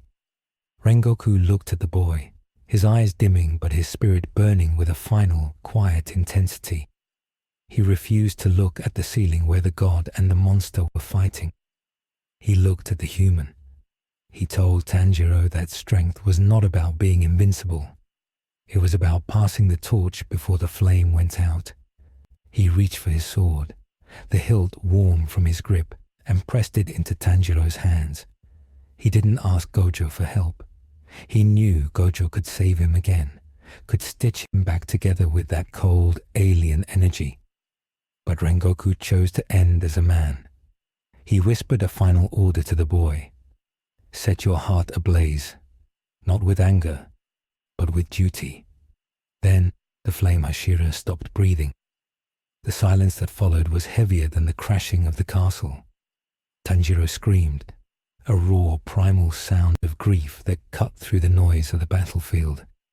He didn't stand up immediately. He bowed his head, pressing it against the wood, and when he rose, his eyes were different. The mark on his forehead had spread, turning a deep crimson red. He gripped Rengoku's sword in one hand and his own black blade in the other. He didn't look like a boy anymore. He looked like a storm. Giyu Tomioka, Sanemi Shinazugawa, and Kyomei Himejima arrived at the platform a moment later. They saw the body. They saw the boy. There were no words. Sanemi, usually a tempest of rage, went deadly quiet. He walked past Rengoku's corpse, his knuckles white on his sword. He looked up at the ceiling, where the shockwaves of the battle above were shaking dust onto them. "We kill him," Sanemi said, his voice a low growl. "We kill him, or we die trying." Gayome wept, his stone hands clasped in prayer, murmuring a sutra for the fallen. Then the strongest slayer opened his blind eyes, revealing nothing but white fury. They began to climb. They didn't have Gojo's flight. They had to run up the shifting, treacherous architecture of the castle, dodging debris and fighting off the lesser demons that spawned from the walls. They were ants climbing a volcano, but they were ants with stingers. High above, Gojo was starting to lose the rhythm. Muzan was adapting faster than anticipated. The Demon King had begun to release spores into the air, microscopic biological agents that ate away at oxygen. Gojo didn't need to breathe as much as a normal human, but his brain needed oxygen to calculate the infinity. He felt the hypoxia setting in. His thoughts were becoming sluggish. A tentacle smashed into his barrier, and for the first time, the barrier flickered. A hairline fracture appeared in the invisible wall. Muzan saw it. He smiled. "You are mortal," Muzan hissed, his voice echoing in Gojo's skull. "You are a god of a small world, drowning in a vast ocean." Muzan unleashed a barrage of flesh spikes, thousands of them, targeting the fracture. Gojo deflected them with a blast of cursed energy, but the effort made him cough blood. He realized he couldn't win this by attrition. He needed a nuke, but a nuke would vaporize the Hashira climbing up to help him. Suddenly, the floor beneath Muzan exploded. Gayome Himejima burst through the wood, his spiked flail swinging with the force of a meteor. Muzan, focused entirely on Gojo, was caught off guard by the sheer physical strength of the human. The flail smashed into Muzan's side, pulverizing the bone armor and ribs. Muzan roared, thrashing out, but Sanemi was there, riding the wind. The wind, Hashira unleashed a cyclone of slashes, targeting Muzan's eyes and joints. It was a suicide charge. They were buying seconds. Muzan regenerated instantly, his flesh wrapping around Yome's chain, pulling the giant slayer toward him. "Insects!" Muzan screamed, preparing to eviscerate Yome. Then the water came. Giyu Tomioka, moving with the fluid calm of dead calm, severed the chain and placed himself between Muzan and Yome. He deflected the tentacles, his blade moving so fast it looked like a shield of blue light. But Muzan was too strong. A tentacle smashed through Giyu's defense, snapping his left arm like a twig. Giyu didn't flinch. He kept swinging with one hand. Gojo watched from above, his eyes wide. He saw what they were doing. They weren't trying to damage Muzan. They were trying to hurt him. They were forcing him into a specific position, a coordinate in space where the geometry of the castle was weakest. They were setting up a shot. And then the sun rose. Not the actual sun, but Tanjiro Kamado. He leapt from the wreckage, dual-wielding the blades, his body wreathed in the Hinokami Kagura. He didn't smell like fear or grief anymore. He smelled like pure, concentrated burning. He attacked Muzan's main body, the dance of the fire god, the 13th form. Tanjiro connected the 12 forms into a continuous ring of fire. His blades turned bright red, generating heat that rivaled the solar surface. When he slashed Muzan, the flesh didn't regenerate. It burned, the cellular memory of Yorichi Tsugikuni. The one thing Muzan feared was reawakened. Muzan shrieked in genuine pain, his regeneration stalling as the sun-soaked steel cauterized his very DNA. Tanjiro was burning his own life force to maintain the tempo, his heart beating at a rate that a war would kill him in minutes. Gojo saw the opening. The red blade had disrupted Muzan's control over the castle. The biodomain faltered. The oxygen returned. The gravity stabilized. Gojo floated higher, looking down at the boy who was burning himself alive to create a single moment of vulnerability. Gojo felt a pang of something he hadn't felt in years. Respect, not for power, but for will. He realized that he wasn't the protagonist of this story. He was the artillery. Tanjiro was the hero. Gojo closed his eyes for a fraction of a second, centering his chaotic energy. He couldn't use unlimited void. It would fry the Slayers. He couldn't use a standard hollow purple. The blast radius was too big. He needed something new, a convergence of his world and theirs. He brought his hands together. He began to chant, not the usual incantation, but a modified verse improvised on the spot. Phase, paramita, pillars of light, 9 ropes polarized, crow and declaration between front and back. He channeled the residual energy of Doma he had eaten, the freezing cold, and mixed it with his own red. Frost and fire, a thermal shock. Cursed technique, frostburn purple. A sphere of energy materialized at his fingertips. It wasn't the usual violet. It was a swirling chaos of white and crimson, unstable, crackling with the sound of breaking glaciers. Gojo aimed. He waited. Below, Tanjiro was faltering. Muzan had adapted to the heat and was overwhelming the boy. A spike drove through Tanjiro's shoulder. Sanemi screamed, diving in to take a blow meant for Tanjiro's neck, losing an ear in the process. Gaome was holding back the tentacles with his bare hands, his muscles tearing. They were at the limit. "Move!" Gojo's voice boomed like thunder. The Hashira didn't hesitate. They trusted the god. They threw themselves backward, grabbing the wounded Tanjiro. Muzan looked up, sensing the apocalyptic energy. His eyes widened. He tried to sink back into the castle, to hide in the flesh, but it was too late. Gojo fired. The beam of frostburn purple descended. It didn't explode on impact. It erased.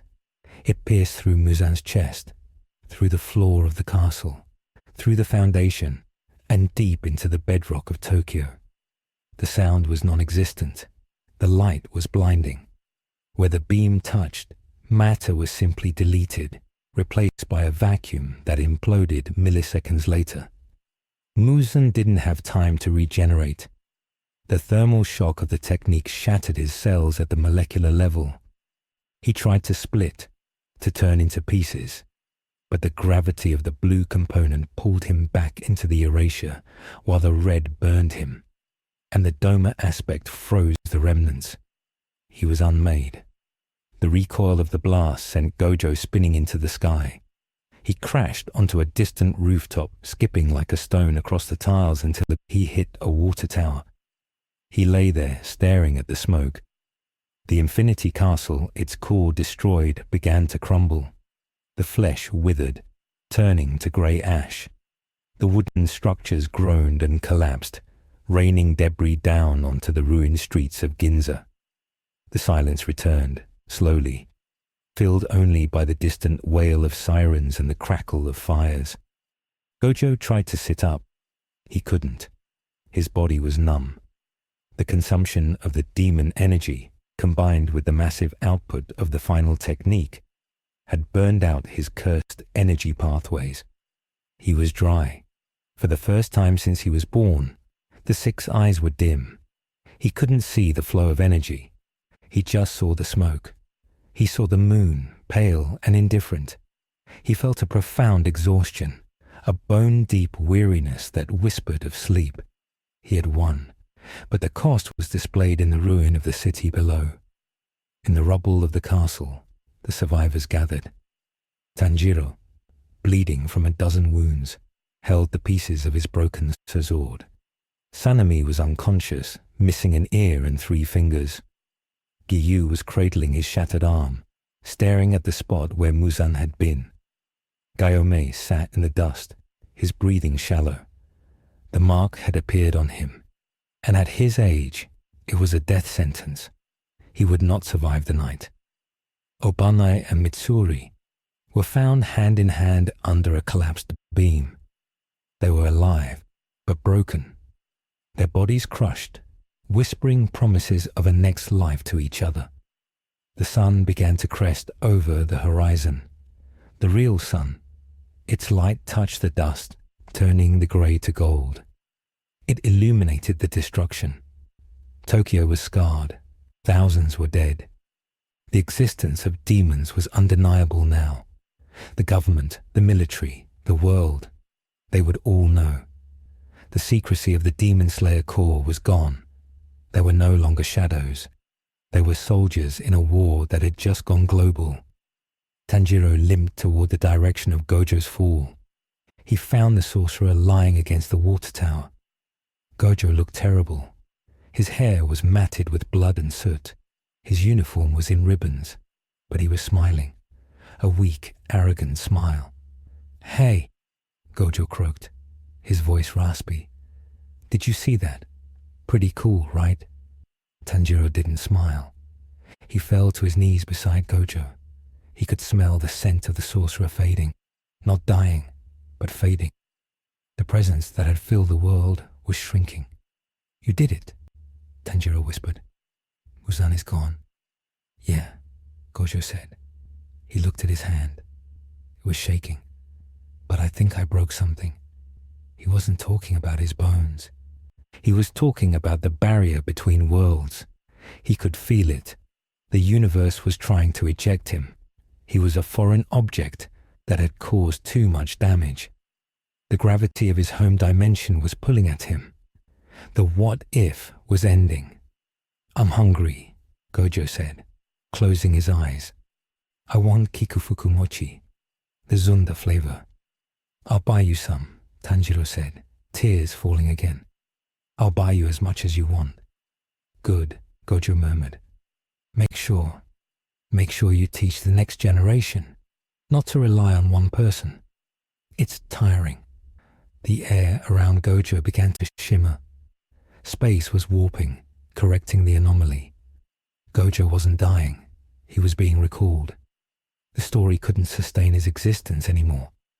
He had served his purpose. He had shattered the plot, saved the boy, killed the monster, and ruined the setting. He was fading into the white noise of the timeline. "Gojo-san." Tanjiro reached out, but his hand passed through Gojo's shoulder. "See ya," Gojo said, his voice echoing as if from a great distance. "Don't die, Tanjiro. It's bad for your health." And then he was gone. There was no flash of light, just an empty space where the strongest sorcerer had been. Tanjiro sat alone on the roof, the sun warming his back, the sounds of a waking, terrified city rising around him. He looked at his hands. They were stained with blood and ash. He looked at the horizon. The demons were gone. Muzan was dead. But the world had changed. The safety of ignorance was lost forever. The weeks that followed were a blur of reconstruction and funerals. The Demon Slayer Corps was disbanded, replaced by a government agency dedicated to supernatural defense. The surviving Hashira became instructors, scarred veterans of a war that nobody understood. Tanjiro returned to his family's home, burying the pieces of Rengoku's sword next to his family's graves. He wrote a journal documenting everything: the breathing styles, the demons, and the man from the sky. The world moved on, as it always does. The Taisho era gave way to the Showa era. Technology advanced. The crater in Tokyo was rebuilt, but the stories remained. Urban legends of a white-haired spirit who could stop the rain and crush monsters with a look. Years later, an old Tanjiro sat on his porch, watching his grandchildren play.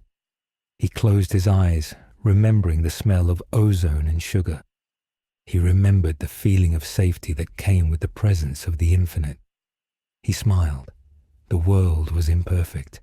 It was messy and painful, but it was free of the night. The price had been high, but as the sun set, painting the sky in shades of purple and gold, Tanjiro decided it was worth it. The timeline was scarred, but it was theirs. And somewhere, in another time, another place. He hoped the strongest man was finally getting his sweets. The narrative ends not with a triumphant roar, but with the quiet perseverance of survivors walking through the wreckage of a miracle. The anomaly was corrected, but the impact was permanent. The story of the demon slayers was no longer a tragedy of the night. It was a history of the dawn, brought by a stranger who broke the world to save it. The official records of the Taisho era, declassified nearly 90 years after the event known as the Great Ginza Collapse, offer a sanitized version of the truth.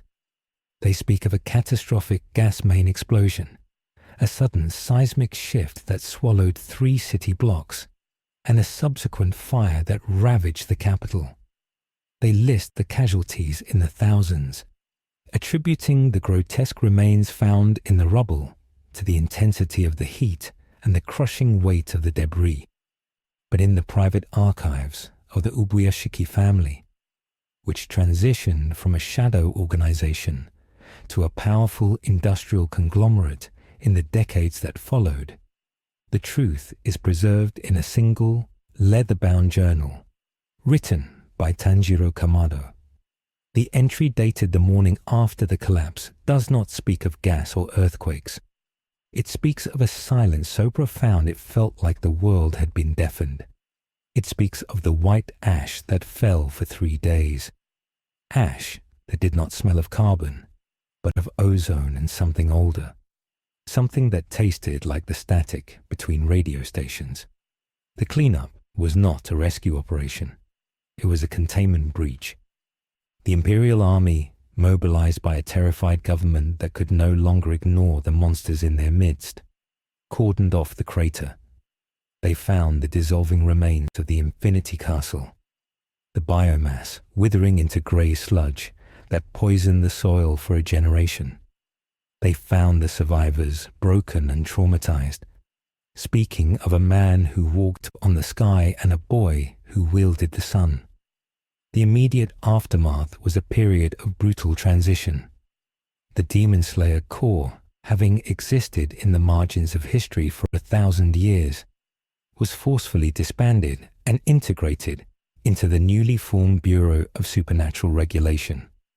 The surviving Hashira were given a choice: retirement under state surveillance or employment as instructors for a new kind of soldier. Sanemi Shinazugawa, maimed and bitter, chose the latter. He spent the rest of his life drilling young men in the art of killing, but he refused to teach them breathing styles. He taught them suppression tactics, explosives, and the ruthless calculus he had learned from the white-haired sorcerer. He died in his sleep at the age of 70, never having smiled since that night in Tokyo.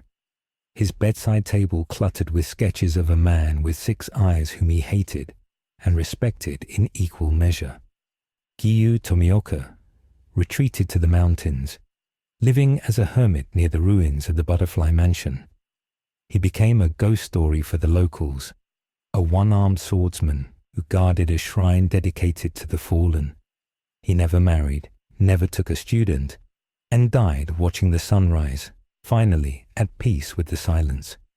The love story of Obanai and Mitsuri ended in the rubble, their broken bodies found together, but their legacy lived on in the reform of the social hierarchy within the new bureau.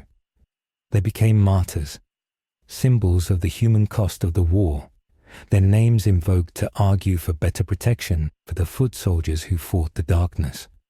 But the most lasting scar on the timeline was not the loss of the Hashira, but the hollow sickness. Satoru Gojo had been a radioactive element in a world not built for his energy. The frostburn purple and his earlier domain expansion had irradiated the atmosphere of Tokyo with residual cursed energy. For years after the event, children born in the Kanto region displayed strange anomalies. Some could see things that weren't there. Others caused poltergeist phenomena when emotionally distressed. The government quietly quarantined these families, studying them, fearing a resurgence of the demons. They were not demons, however. They were the first generation of unintended sorcerers, a mutation caused by exposure to the infinite. The biology of the human race in this timeline had been forcibly evolved. The demons were extinct. Muzan was dead. But the supernatural had not vanished. It had shifted. The threats were no longer biological vampires vulnerable to the sun. They were the psychological manifestations of human stress, fueled by the residual energy Gojo left behind. Tanjiro Kamado, in his later years, acted as a mediator. Though he lost the ability to use the breath of the sun due to the toll it took on his body, his sense of smell remained. He could smell the static on the afflicted children. He advocated for their care, arguing that they were not monsters, but victims of a miracle. He wrote extensively about the White Void, his name for Gojo, describing him not as a savior, but as a force of nature that had pruned a poisonous branch from the tree of life only to scorch the trunk in the process. The modern era of this timeline looks different than the one Gojo came from, and different from the one Tanjiro was meant to inhabit. It is a world where the supernatural is an open secret, regulated by strict laws. The Shibuya crossing in 2018 is not the site of a disaster, but the location of a memorial monument, a massive, abstract sculpture of a blindfold, erected by the Ubuyashiki Corporation. To the public, it is modern art. To the few who know, it is a marker of ground zero. There are no curses running rampant, no king of curses waiting to be resurrected, because the energy levels are too low to sustain them naturally. But the hollow children still exist, working as special operatives for the government, using their strange, diluted abilities to police the rare supernatural anomaly. In a quiet neighborhood in Tokyo, a descendant of the Kamado family, a teenager named Sumihiko, wakes up from a dream he doesn't understand. In the dream, he is falling through a sky made of blue geometry, and a man with white hair is laughing, handing him a bag of strange, green sweets. Sumihiko shakes off the dream, grabs his school bag, and runs out the door. As he passes the shrine at the corner of the street, he pauses. He doesn't know why, but he feels a sudden, overwhelming urge to clap his hands and pray. The shrine is old, the stone weathered, dedicated to a nameless deity of the boundary. Sumihiko bows, a reflex bred into his bloodline. The timeline has healed, stitching itself around the wound Gojo left. It is a scar tissue reality, tougher, less flexible, but alive. The demons are a myth, bedtime stories to scare children. Muzan Kibutsuji is a footnote in a classified history book. But every once in a while, when the weather is clear and the moon is full, the sky over Tokyo seems to shimmer with an unnatural violet hue. The scientists call it an atmospheric anomaly caused by pollution. The historians of the Bureau call it the residue. And in the space between moments, where the laws of physics are thin, the laughter of the strongest sorcerer still echoes, a ghost in the machine of a universe he broke to save. The story ends not with the restoration of the old world, but with the acceptance of the new one.